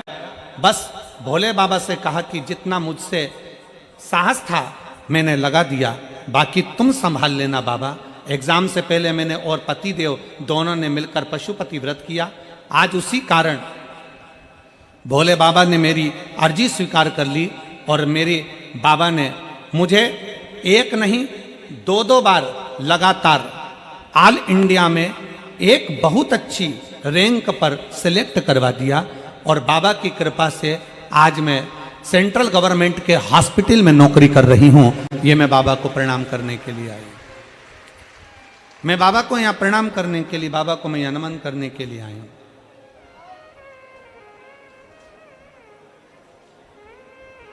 लाइन अच्छी लिखी है, आप और हम गुनगुनाते हैं। एलईडी पर पत्र दिख रहा है क्या? आस्था चैनल पर दिख रहा है, ठीक है। ओ देवा महादेवा, ओ देवा महादेवा, सारी उम्र करूं तेरी सेवा, बाबा जी मेरी लाज रखना, भोले जी मेरी लाज रखना, बाबा जी मेरी लाज रखना, भोले जी मेरी लाज रखना। दिल से, अपने हृदय से, अपने चित्त से, अपने मन से बाबा को प्रार्थना करिए। शिव जी से अमित, ये चल रहा है, कान लगाकर सुनिए। बाबा से प्रार्थना करिए, बाबा से विनय करिए, निवेदन करिए, शिव जी से अपने मन की बात करिए, दिल से प्रार्थना करिए।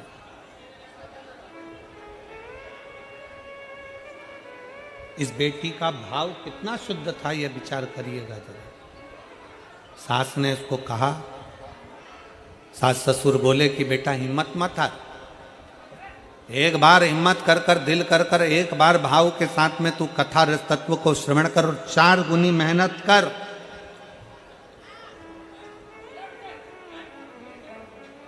अपनी मेहनत को 4 गुना करिए।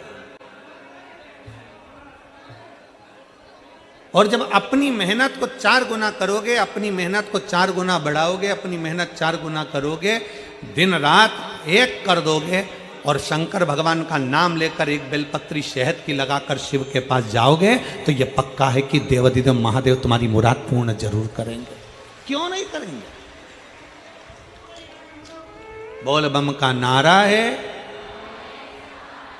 सारी समस्या का हल। जरा जम के बोलो, सारी समस्या का हल। दिल से उसको रिझाइए, मन से उसको रिझाइए, भाव से उसको रिझाइए।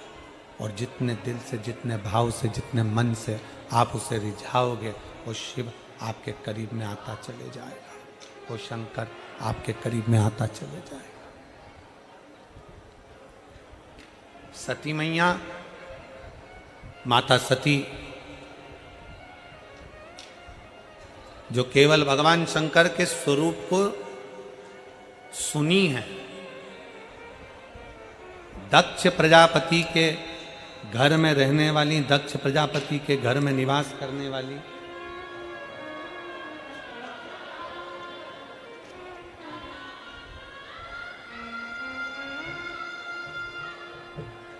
बधाई हो,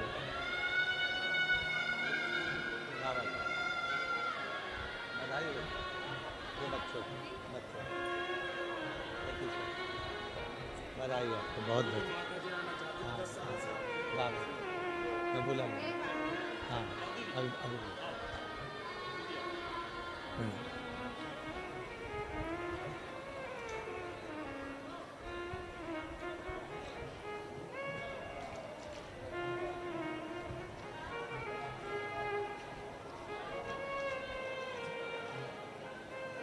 आ जाइए, आ जाओ, आ जाओ, आ जाओ।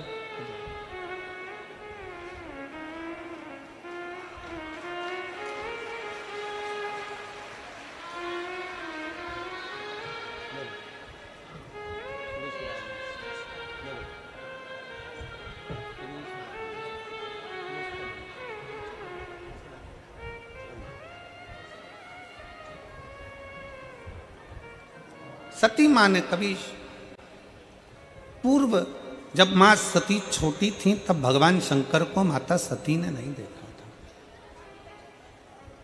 माता सती भगवान शंकर को नहीं देखी, बस उन्होंने श्रवण किया था, सुना था, केवल सुना था।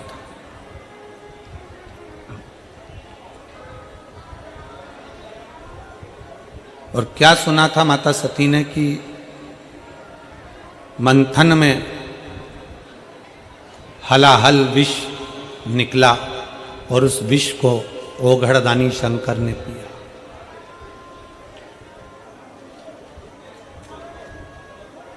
शंकर भगवान यदि विष पी सकते हैं, तो शंकर का जो भक्त होता है, शंकर भगवान को जो मानने वाला होता है, वो भी साधारण नहीं होता।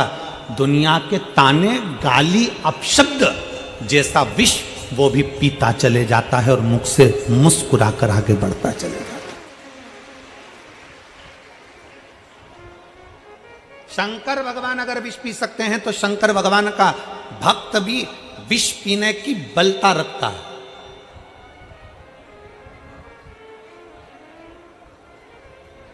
किसी ने अपशब्द कह दिया, आप मुंह फुला कर बैठ गए, किसी ने आड़ा टेढ़ा कह दिया, आपने मंदिर जाना छोड़ दिया, किसी ने अपशब्द कह दिया, आपने भगवान का भजन करना छोड़ दिया।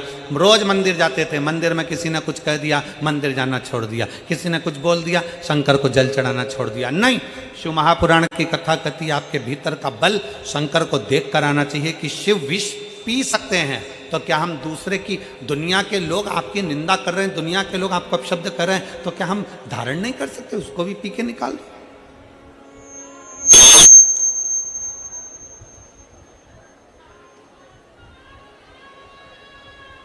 शिव तत्व की प्राप्ति अपने भीतर। सती मैया ने शंकर को कभी देखा नहीं था।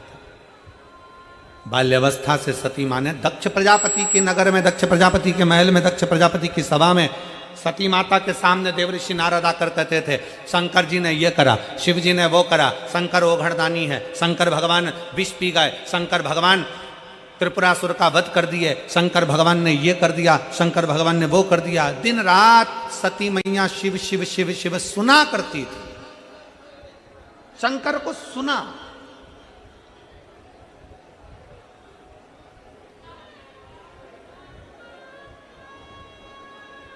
और सुनने पर इतना प्रेम हो गया शंकर भगवान से, सुनने पर इतना इतना इतना प्रेम बढ़ गया शंकर भगवान से कि सती मैया ने सोच लिया अब तो शिव मेरे हों और मैं शिव की। ये प्रेम बढ़ गया। आप में से कई माताएं ऐसी हैं जो पहली बार पंडाल में बैठकर कथा सुन रही होंगी। कितनी हैं जो पहली बार कथा सुन रही हैं पंडाल में बैठकर? हाथ उठाओ। बहुत सारी हो रहे, तुम लोग तो रख लो रख लो रख लो रखो जरा। आप में से पहली बार कथा सुन रही होंगी, पर टीवी पर, मोबाइल पर, यूट्यूब पर, फेसबुक पर आप लोग कथा सुनते रहे होंगे। और कथा सुन सुनकर आपको भगवान शंकर से इतना प्रेम हो गया, शंकर भगवान से इतना प्रेम हो गया कि आपने टीवी पर कथा सुनते सुनते, मोबाइल पर कथा सुनते सुनते आपने शंकर जी के मंदिर जाना प्रारंभ कर दिया, पशुपतिनाथ का व्रत करना प्रारंभ कर दिया, शिव जी का गुणगान करना प्रारंभ कर दिया। तो आज भगवान ने आपको वो मौका दे दिया कि तू मेरी कथा पर भरोसा करी तो मैंने तुझे पंडाल तक भेज दिया। अब तू पंडाल तक आ गई तो एक दिन मैं तेरे दरवाजे पर आ ही जाऊंगा।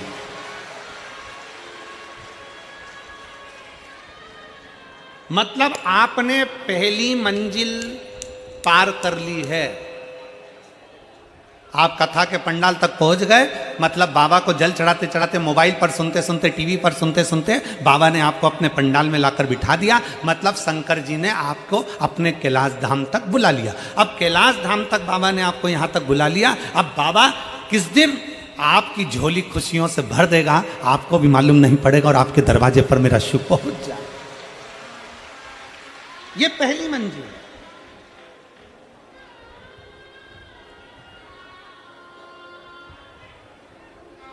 ना आप हमसे कभी मिले और ना हम आपसे कभी मिले। ना हम मिले आपसे, ना आप हमसे मिले। केवल टीवी के माध्यम से कथा को श्रवण किया, मन में विश्वास आया कि शंकर का एक लोटा जल हमारा बदल देगा कल। आपके मन में विश्वास आया, सारी समस्या का हल एक लोटा जल। आपके मन में विश्वास आया कि कुंदकेश्वर महादेव का नाम लेकर दवाई लूंगी, मेरा रोग ठीक होगा। बेलपत्र खाऊंगी, मेरा बीपी शुगर ठीक होगा। अगर मैंने शंकर की कथा सुनी है तो बाबा मेरी नौकरी भी लग। एक पत्र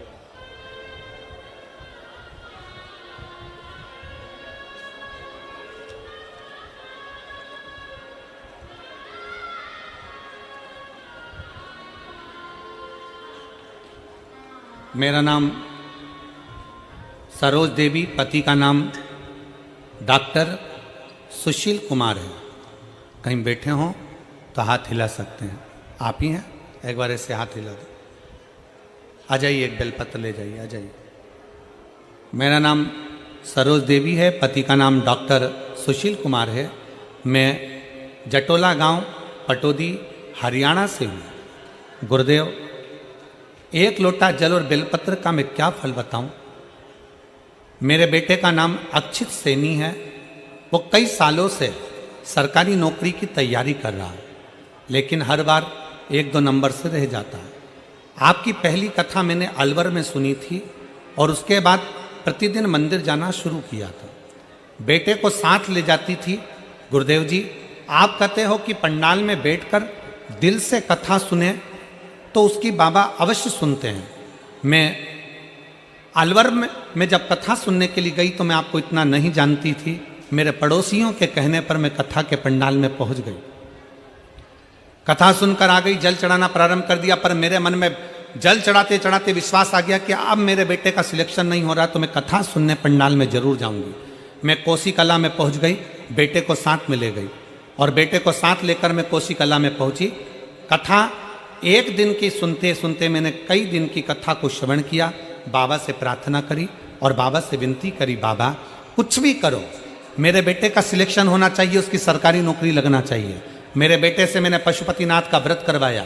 रेवाड़ी में आपकी कथा हुई, मैंने बाबा से विनय करा और बाबा को निवेदन करा। कोसी कला में बाबा से निवेदन करा। आप कहते हो कि बाबा को छोड़ना नहीं, बाबा एक ना एक दिन फल जरूर देता है। और गुरुदेव, मेरे बाबा ने ऐसी कृपा कर दी कि आज मेरे बाबा की कृपा से हम लोग सीहोर भी होकर आ गए। बाबा को वहाँ से कंकर शंकर पूछ कर एक कंकर लेकर भी आ गए और बाबा को जैसे ही कंकर लेकर आए, कंकर लाकर हमने पूजन करना प्रारंभ करी और बेटे का 17/10/2024 को पुलिस हरियाणा में सिलेक्शन हो गया। मैं बाबा को यहाँ प्रणाम करने के लिए आई। मैं बाबा को यहाँ प्रणाम करने के लिए आई हूँ। एक लाइन अच्छी लिखी है, आप और हम सब मिलकर गुनगुनाते हैं बड़े प्रेम से। मेरे भोले बाबा ने बहुत दे दिया है, मेरे भोले बाबा ने बहुत दे दिया है, तेरा शुक्रिया, तेरा शुक्रिया। मुझे भोले बाबा ने बहुत दे दिया है, तेरा शुक्रिया है, तेरा शुक्रिया है। ये जायदाद दी है, औलाद दी है, ये जायदाद दी है, औलाद दी है। मुसीबत में हर वक्त इमदाद दी, मुसीबत में हर वक्त इमदाद दी है। तेरा ही दिया मैंने खाया पिया है, तेरा शुक्रिया है, तेरा शुक्रिया है। मुझे भोले बाबा ने बहुत दे दिया है, तेरा शुक्रिया, तेरा शुक्रिया। हमारा विश्वास, हमारा भाव, हमारी दृढ़ता हमें शिव के नजदीक लेकर चले जाती है, शंकर के करीब में लेकर चली जाती है। आप शिव के पास में कैसे जा सकते हैं? तो कहा आपके भाव से जा सकते हैं।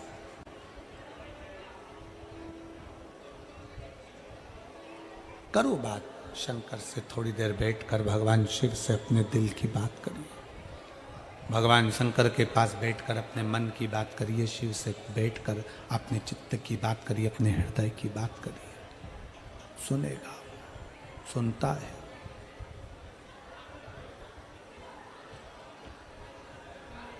कोई कहे आपसे क्या ये हो सकता है? क्यों नहीं? कोई कहे आपसे क्या पंडाल में बैठकर कथा सुनने से या टीवी के सामने बैठकर कथा सुनने से कुछ मिल सकता है? क्यों नहीं?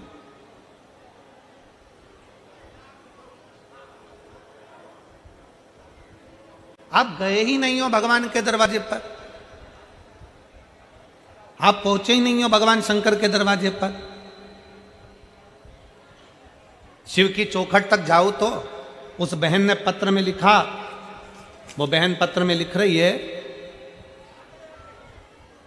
सरोज देवी डॉक्टर सुशील कुमार अपने पत्र में लिख रही हैं कि मैंने अपने बेटे को अपने साथ मंदिर ले जाना प्रारंभ करा।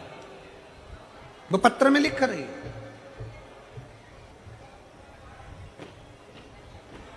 हमारी क्या आदत है, यहां जितनी मेरी जीजियां बैठी हैं, जितने मेरे जीजा बैठे हैं, हमारी क्या आदत है, बेटा एग्जाम दे रहा है ना गुरुजी, मैं व्रत कर दूंगी। ठीक है, चलेगा, कोई दिक्कत नहीं, कर लो, पर बेटे से बोलो तो सही कि मैं व्रत कर रही हूं तो तू भी मेरे साथ व्रत कर। मैं जल चढ़ाने जा रही हूं तो तू भी मेरे साथ जल चढ़ाने जा। मेरे साथ नहीं चल सकता तो मंदिर तक जा, एक लोटा जल लेकर चढ़ा करा।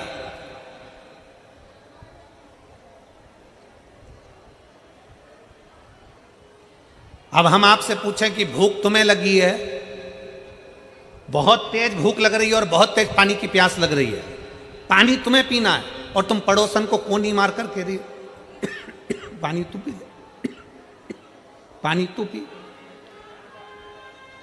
तुम अपनी पड़ोसन से कह रही हो कि पानी तू पी।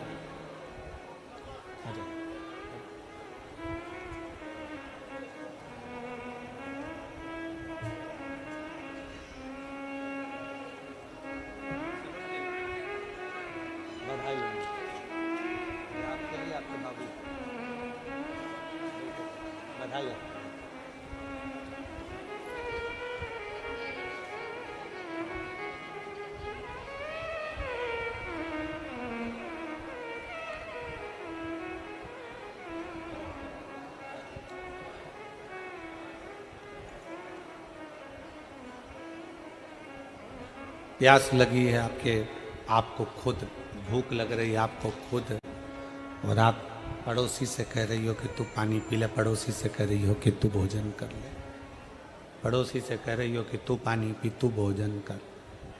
कहां तक श्रेष्ठ है, कहां तक? सिर हमारा दुखाए और हम पड़ोसी को गोली खिलाएं, ये कहां तक श्रेष्ठ? मेरे नवयुवक बेटा बेटियों से निवेदन है, मेरे बेटियों से, मेरे बेटाओं से निवेदन है, आपको आगे बढ़ना है तो आपको मेहनत करना है, आपको आगे बढ़ना है तो आपको संघर्ष करना है, आपको आगे बढ़ना है तो आपको 4 गुना पढ़ाई करना है, आपको आगे बढ़ना है तो आपको 4 गुनी मेहनत करना है, और मेहनत के साथ में 1 लोटा जल लेकर शंकर के मंदिर जाना। हंसेंगे दोस्त, हंसेंगी सहेलियां,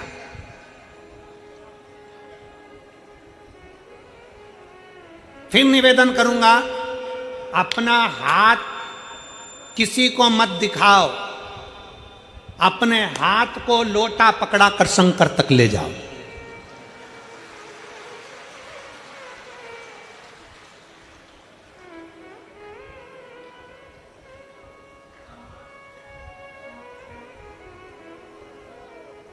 शंकर भगवान ने, यशोदा जी के दरवाजे पर मेरे शंकर भगवान आए। बोलो, कथा सुनी कि नहीं सुनी सब लोगों ने? श्रीमद् भागवत सुनी है? भागवत में शब्द आता है, श्री कृष्ण के दर्शन करने चले सदा शिव गोकुल में। भगवान कृष्ण का दर्शन करने के लिए भगवान शंकर गोकुल में गए। अवध में राम जी का दर्शन हुआ तो मेरे शंकर भगवान वेश धरकर राम जी का दर्शन करने के लिए गए। यशोदा जी ने भगवान कृष्ण को दिखाया, भगवान कृष्ण का दर्शन कराया। गोदी में लाल थे, यशोदा जी की गोद के लाल को भगवान शंकर दर्शन कर रहे। यशोदा जी ने पूछा, मेरे बेटे का भाग्य क्या कहता है, मेरे बेटे का भविष्य क्या कहता है, मेरे बेटे का भाग्य क्या कह रहा है, बताइए। कौशल्या जी ने भी शंकर भगवान से पूछा था कि मेरे बेटे का भाग्य बताइए। शंकर भगवान भगवान कृष्ण को देखते हैं, प्रणाम करते हैं, नमन करते हैं, और भगवान कृष्ण को प्रणाम कर कर माता यशोदा जी से कहते हैं, माँ ये तेरा पुत्र, ये तेरा पुत्र जगत का कल्याण करने वाला है। बहुत अच्छा बोला, पर भगवान शंकर ने यशोदा जी को यह नहीं बताया कि तुम्हारे पुत्र के सामने पूतना भी आएगी, अघासुर भी आएगा, बकासुर भी आएगा। तुम्हारा कृष्ण माता यशोदा जी से ये नहीं कहा भगवान शंकर ने कि तुम्हारे कृष्ण के ऊपर कंस जैसा काल मंडराएगा। भगवान कृष्ण के लिए शंकर भगवान ने ये नहीं कहा कि तुम्हारे पुत्र को एक दिन ब्रज छोड़कर द्वारका जाना पड़ेगा। भगवान कृष्ण के लिए ये नहीं कहा कि तुम्हारे पुत्र पर भी चोरी का इल्जाम लग जाएगा। ये मेरे शंकर भगवान ने नहीं कहा। मेरे शंकर भगवान नहीं बोले। यशोदा जी से ये सब बातें नहीं कही शंकर भगवान ने। शंकर भगवान राम जी के सामने गए, कौशल्या जी के सामने, कौशल्या जी ने कहा शंकर भगवान से, उनका वेश था योगी का, और जोगी का वेश धरकर जब भगवान शंकर गए तो कहा कौशल्या जी ने मेरे बेटे का भविष्य बता दो, मेरे बेटे का भाग्य बता दो। शंकर भगवान ने राम जी का कोई भविष्य कोई भाग्य नहीं बताया, क्योंकि जो शंकर होते हैं, जो शिव हैं, जो शंकर हैं, मेरे ओघड़दानी मेरे शंकर हैं, वो भविष्य नहीं बताते, पर जो उनके सामने चले जाता है उसका भविष्य बदल कर रख देते हैं। मेरे शिव भविष्य नहीं बताते, मेरे शंकर भगवान भविष्य बदल कर रख देते हैं, भाग्य बदल कर रख देते हैं। मेरे शंकर भगवान सम्मुख में जाते हैं और भाग्य बदलने का प्रयास करते हैं। भविष्य नहीं बताया। आज के जमाने में ढेर सारे मिलेंगे, सब आपका भविष्य बता सकते हैं, सब आपका भाग्य बना सकते हैं, पर शिव महापुराण की कथा कहती है भविष्य बदलने का बल, भाग्य बदलने का बल तो केवल तुम्हारे एक लोटा जल और शंकर की शरणागति ही कर सकती है। भाग्य बदलने का बल केवल एक शंकर ही कर सकते हैं। दुनिया कुछ भी कहे, दुनिया कुछ भी बोले, पर तुम्हारा भाग्य तुम्हारे हाथ से चलकर शंकर के मंदिर तक जाइए, तुम खुद चलकर शिवालय तक जाइए, तुम स्वयं चलकर शंकर की चौखट तक पहुंचिए। एक लोटा जल चढ़ाओ, झाड़ू लगाओ, पोछा लगाओ, बुआरी लगाओ, बाबा से प्रार्थना करो। जिस समय तुम बाबा से प्रार्थना करोगे, दिल से कहोगे, शिव स्वीकार कर लेगा, शंकर स्वीकार कर लेगा। आप दिल से उसको कहो तो, आप दिल से उसको बोलो तो स्वीकार है।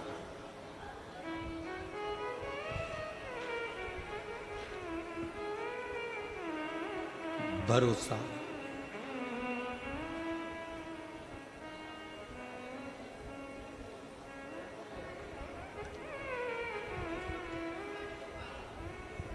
शिव के करीब जाने के लिए तुम्हारा निर्मल भाव चाहिए। सती मैया शिव को देखी नहीं है, सती मैया केवल शंकर को सुनी है।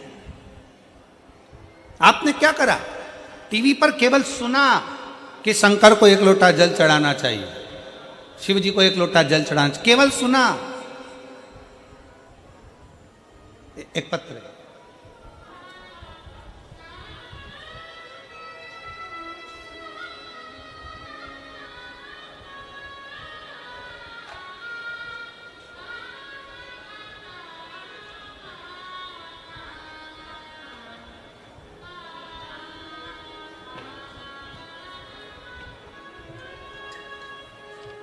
मेरा नाम जया देवी है, मेरे पति का नाम रामधनी यादव है।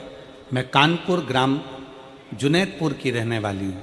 कहीं बैठी हों तो हाथ हिला सकती हैं, और बैठी हों तो बेलपत्र के लिए आ सकती हैं।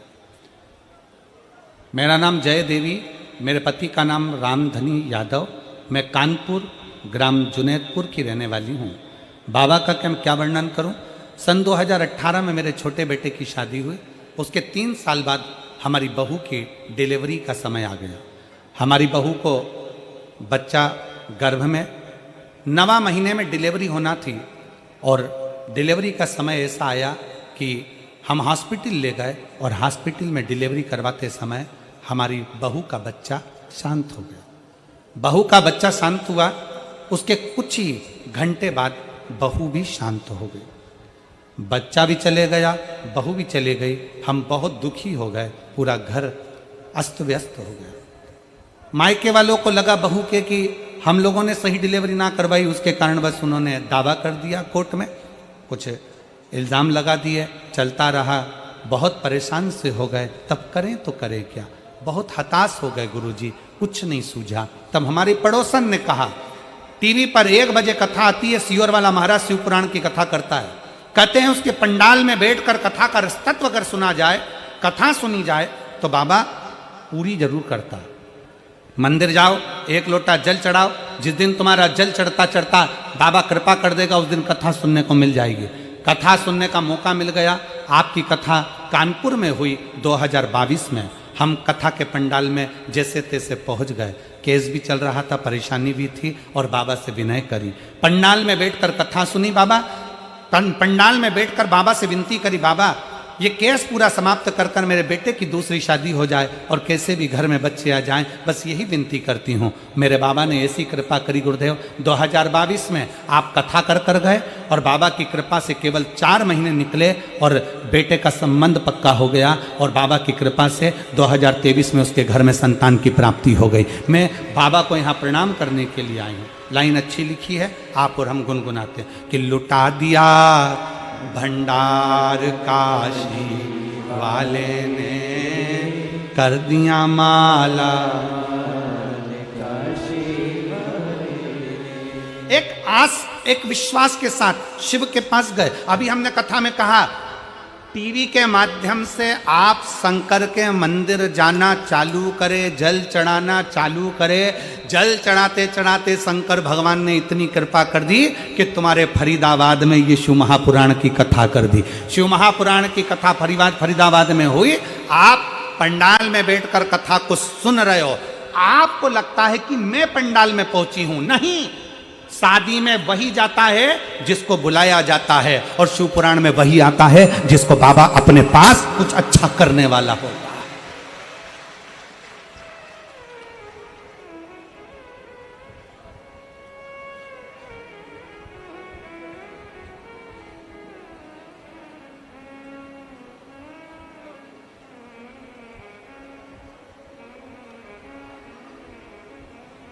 जिसको जनता चुनती है, जिसको जनता चुनती है वो संसद में बैठता है, और जिसको मेरा महादेव चुनता है वो शिव महापुराण में बैठता है। वो शिव पुराण के अंदर जाकर बैठता है। आपको मेरे शंकर ने चुना है कुछ देने के लिए, आपको शंकर भगवान ने चुना है आपको कुछ प्रदान करने के लिए, इसलिए तो आ गए, पहुंच गए। 5 दिन थे, चौथा दिन आज पूरा हो जाएगा, कल 5वां दिन पूरा हो जाएगा। आप अपने घर कुबेर भंडारी, अपने सीहोर, फिर पीलीभीत 2 बजे से 5 बजे तक, 11 तारीख से 17 तारीख तक वहां सुन ले।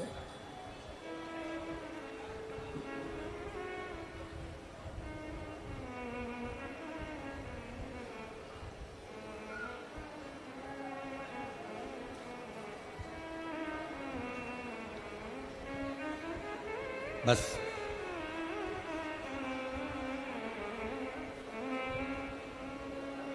उसकी चौखट पर जाकर क्या मिलता है ये वही जान सकता है।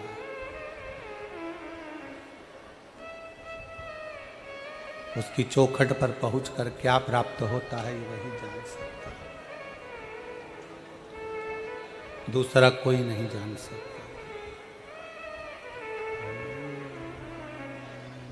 तेरे दर पे आके मुझे क्या मिला है, तेरे दर पे आके मुझे क्या मिला है, ये मैं जानता हूँ या तू जानता है।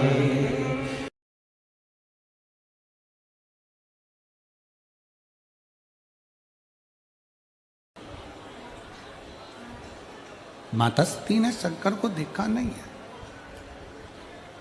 माता सती ने केवल शंकर को सुना है, केवल सुना। सुनते सुनते सुनते सुनते सती मां शिव के करीब पहुंच जाती है, शिव के नजदीक।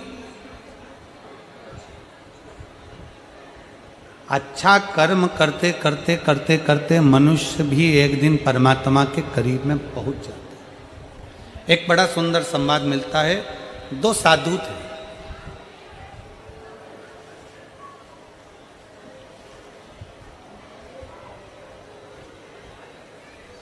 एक सेठ जी के यहाँ दोनों भोजन करने के लिए गए।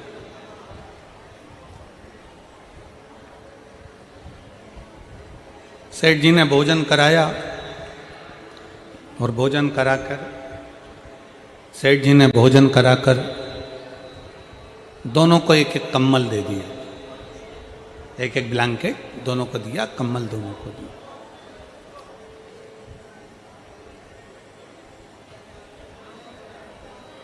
दोनों कम्बल लेकर अपने अपने मार्ग की ओर चल दिए। साथ में दोनों जा रहे थे।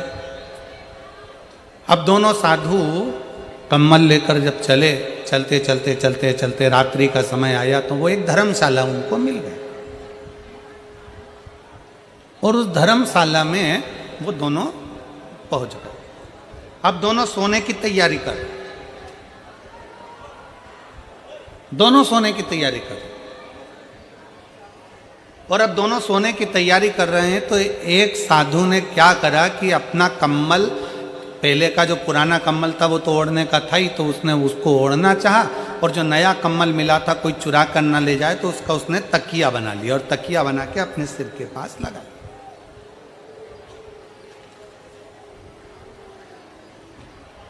तकिया उसने सिर के पास लगा लिया। अब दूसरा साधु वो भी तकिया लगा रहा था, वो भी सोने की तैयारी कर रहा था। अपना पुराना कम्बल ओढ़ा और नया कम्बल जो मिला था उसका तकिया बनाया, सिर के पास लगा रहा। दोनों सो रहे। अब उसमें से एक साधु की दृष्टि गई कि पास में धर्मशाला में दो बच्चे सो रहे हैं और मां के पास में केवल उसके पल्लू के सिवाय उड़ाने के लिए कुछ भी नहीं। साधु ने जो अपना कम्बल था सिर के पास से हटाया और कम्बल ले जाकर दोनों बच्चों को उड़ा दिया। साधु ने अपना कम्बल दोनों बच्चों को उड़ाया। साधु सो गया, एक तकिया लगाकर सोया, दूसरा बिना तकिया के सो गया और बड़े प्रेम से दोनों सोए। सुबेरे सुबेरे दोनों उठे। उठा तो देखा कि जो तकिया लगाकर सोया था उसका कम्बल भी चले गया और जिसने कम्बल बच्चे को उड़ाया था वो कम्बल भी चले।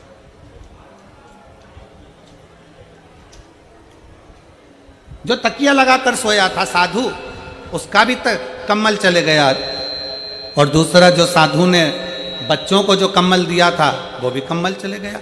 साधु को लगा बच्चे कम्बल ले गए होंगे और वो जो साधु था जिसने तकिया लगाया था उसका जो कम्बल चले गया। वो चारों तरफ ढूंढने लगा, मेरा कम्बल कहाँ गया, मेरा कम्बल किसी ने चुरा लिया। मन उदास हो गया, मन क्षुब्ध हो गया, मेरा कम्बल किसी ने चुरा लिया, मेरा कम्बल चले गए। अब दोनों साधु, दोनों को कम्बल मिले, दोनों के कम्बल चले गए, पर एक ज्यादा दुखी था और दूसरा सुखी था, मुस्कुरा रहा था। कारण क्या था? दूसरा इसलिए सुखी था क्योंकि उसको मालूम है कि मैंने अपने हाथ से बच्चों को कम्बल दिया और बच्चे अगर लेकर भी चले गए तो कम से कम ओढ़ेंगे तो सही, इसलिए वो सुखी था। और दूसरा इसलिए दुखी था कि मैंने कम्बल संभाल कर रखा था और चोर उसको चुरा कर ले गए। शिव महापुराण की कथा कहती है यही साधु जैसा जीवन हमारा है। याद रखो, अगर दोनों हाथों से तुम अपने हाथों से किसी को खिला दोगे, अपने हाथों से किसी को दे दोगे, अपने हाथों से कुछ प्रदान कर दोगे तो तुम खुश रहोगे कि मैंने अपने हाथों से दिया। मालूम पड़े तुमने दिया ही नहीं और एक दिन ऐसा आया कि तुम्हारे पति का कोई पार्टनर बन गया, पार्टनर बनकर काम चालू करा, काम चालू कर कर उसको सब अपने कब्जे में ले लिया, पूरा विश्वास के साथ काम चालू करा और मालूम पड़े कंपनी को चूना लगाकर 1.5-2 करोड़ रुपए लेकर, लाखों रुपए लेकर कहीं का चले गया।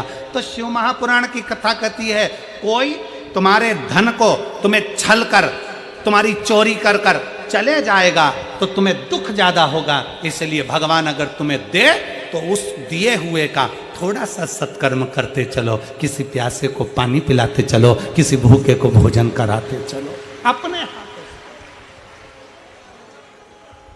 जब हम अपने हाथों से देते हुए चलते हैं, अपने हाथों से करते हुए चलते हैं तो हमें प्रसन्नता होती है, हमें प्रसन्नता होती है।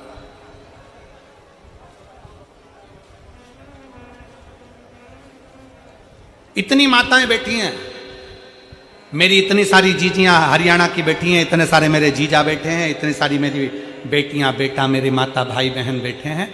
आपसे पूछें, आप किसी को पानी पिलाई हो, आप किसी को टॉफी खिलाई हो, आप किसी को बिस्कुट खिलाई हो, आपने 10 रुपए का बिस्कुट खरीदा, किसी को खिलाया, पानी खरीदा, पानी पिलाया, किसी को चॉकलेट खिलाई, तो तुम्हारे दिल से तुम खुद पूछो कि तुम कितनी खुश हो, तुम कितनी प्रसन्न हो। और अगर वही 50 रुपए तुम्हारे मार्केट में कहीं गिर जाते, 50 रुपए ऑटो में छूट जाते, 50 रुपए कहीं चले जाते, तो तुम खुश होती क्या? जम के बोलो जरा। नहीं, तुम्हें दुख होता, मेरे 50 रुपए चले गए, मेरे 100 रुपए चले गए, मेरे 500 रुपए चले गए। पर तुमने वो 500 रुपए, तुमने वो 100 रुपए, तुमने वो 50 रुपए अपने हाथों से किसी को खिला दिया, अपने हाथों से तुमने दान कर दिया, अपने हाथों से तुमने सत्कर्म कर दिया, अपने हाथों से। उसकी प्रसन्नता है। इसलिए हमने पहले भी कथा में कहा, आज फिर कहते हैं, दुकान चले, फैक्ट्री चले, नौकरी चले, तब तक अपनी पत्नी के जेवर भी बनवा दो, प्लाट भी ले लो, मकान भी ले लो, सब कुछ जो करना है कर लो। मकान, दुकान चले, फैक्ट्री चले, कंपनी चले, नौकरी चले, जब तक जो लेना है ले लो। और जब तक ये शरीर चले, जितना हाथों से दान और पुण्य करना है करते चलो, इसके बाद मौका नहीं मिलेगा, फिर मौका मिले ना मिले। पाराशर जी, आपको बहुत बहुत साधुवाद है। ढेरों फैक्ट्रियां होंगी इस फरीदाबाद में, ढेरों फैक्ट्री के मालिक भी होंगे इस फरीदाबाद में, करोड़ों की संपदा भी होगी इस फरीदाबाद में, बड़ी बड़ी बिल्डिंग और बंगले भी होंगे फरीदाबाद में, बहुत बड़ी बड़ी गाड़ियां भी होंगी फरीदाबाद में। बच्चों का जन्मदिन भी फरीदाबाद वाले लाखों और करोड़ों रुपए में मनाते होंगे, शादी भी करोड़ों रुपए की जाती होगी, सालगिरह भी करोड़ों में जाती होगी। पर आपने जो शिव पुराण की कथा कराकर इन सबके चेहरे पर हंसी दी, ये हंसी वो कभी पा नहीं सकते, वो नहीं पा पाते। वो हंसी पाना बड़ा कठिन है। शादी में करोड़ों रुपए खर्च कर दिए, जन्मदिन में करोड़ों रुपए खर्च कर दिए, हर जगह पर कोई चोर लेकर चले गया, कोई डाका डालकर चले गया, कोई कंपनी डूब गई, कोई कंपनी खा गई, कोई क्लाइंट तुम्हारा पैसा लेकर चले गया, कोई कंपनी कहीं माल भेजा था, वो माल तुम्हारा वो खा के बैठ गया, वो पैसा चले गया। वो दुख मनाने से अच्छा है कम से कम भगवान शंकर से कहा करो, बाबा ये कंपनी तेरी, ये घर तेरा, ये परिवार तेरा, तू इतनी कृपा कर, हर साल 2 साल में तेरी एक कथा करवा लिया कर, तो हम तुझे लगाते चले। साल 2 साल में तू कथा का इतने कृपा कर दिया कर कि कथा करवाते चले, हम दोनों हाथों से दान करते चले। कहीं हमारा माल कोई दूसरा खाए वो अच्छी बात नहीं, कोई दूसरा ले जाए अच्छी बात नहीं, दुकान पर कोई लेकर चले जाए अच्छी बात नहीं, पर तेरे चरणों में इनको लगाकर मेरे धन को मैं शुद्ध कर सकता हूं, तेरे चरणों में लगाकर।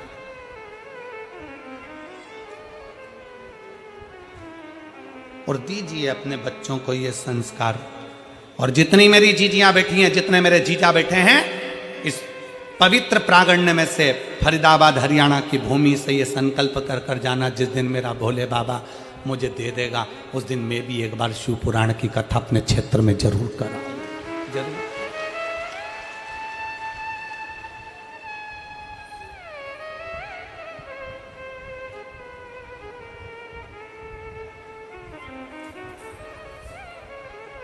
तेरे दर पे आके मुझे क्या मिला है, तेरे दर पे आके मुझे क्या मिला, ये मैं जानता हूँ तू जानता है। क्या देगा वो, कैसे देगा वो, किस तरह से देगा वो? तुम तो कथा सुनने आ गए, तुमने तो 100 रुपए ऑटो के लगा दिए, 500 रुपए ऑटो के लगा दिए, तुम तो 10 रुपए की पानी की बोतल लाकर लोगों को पानी पिला दिए, 50 रुपए का बिस्कुट का पूड़ा लाकर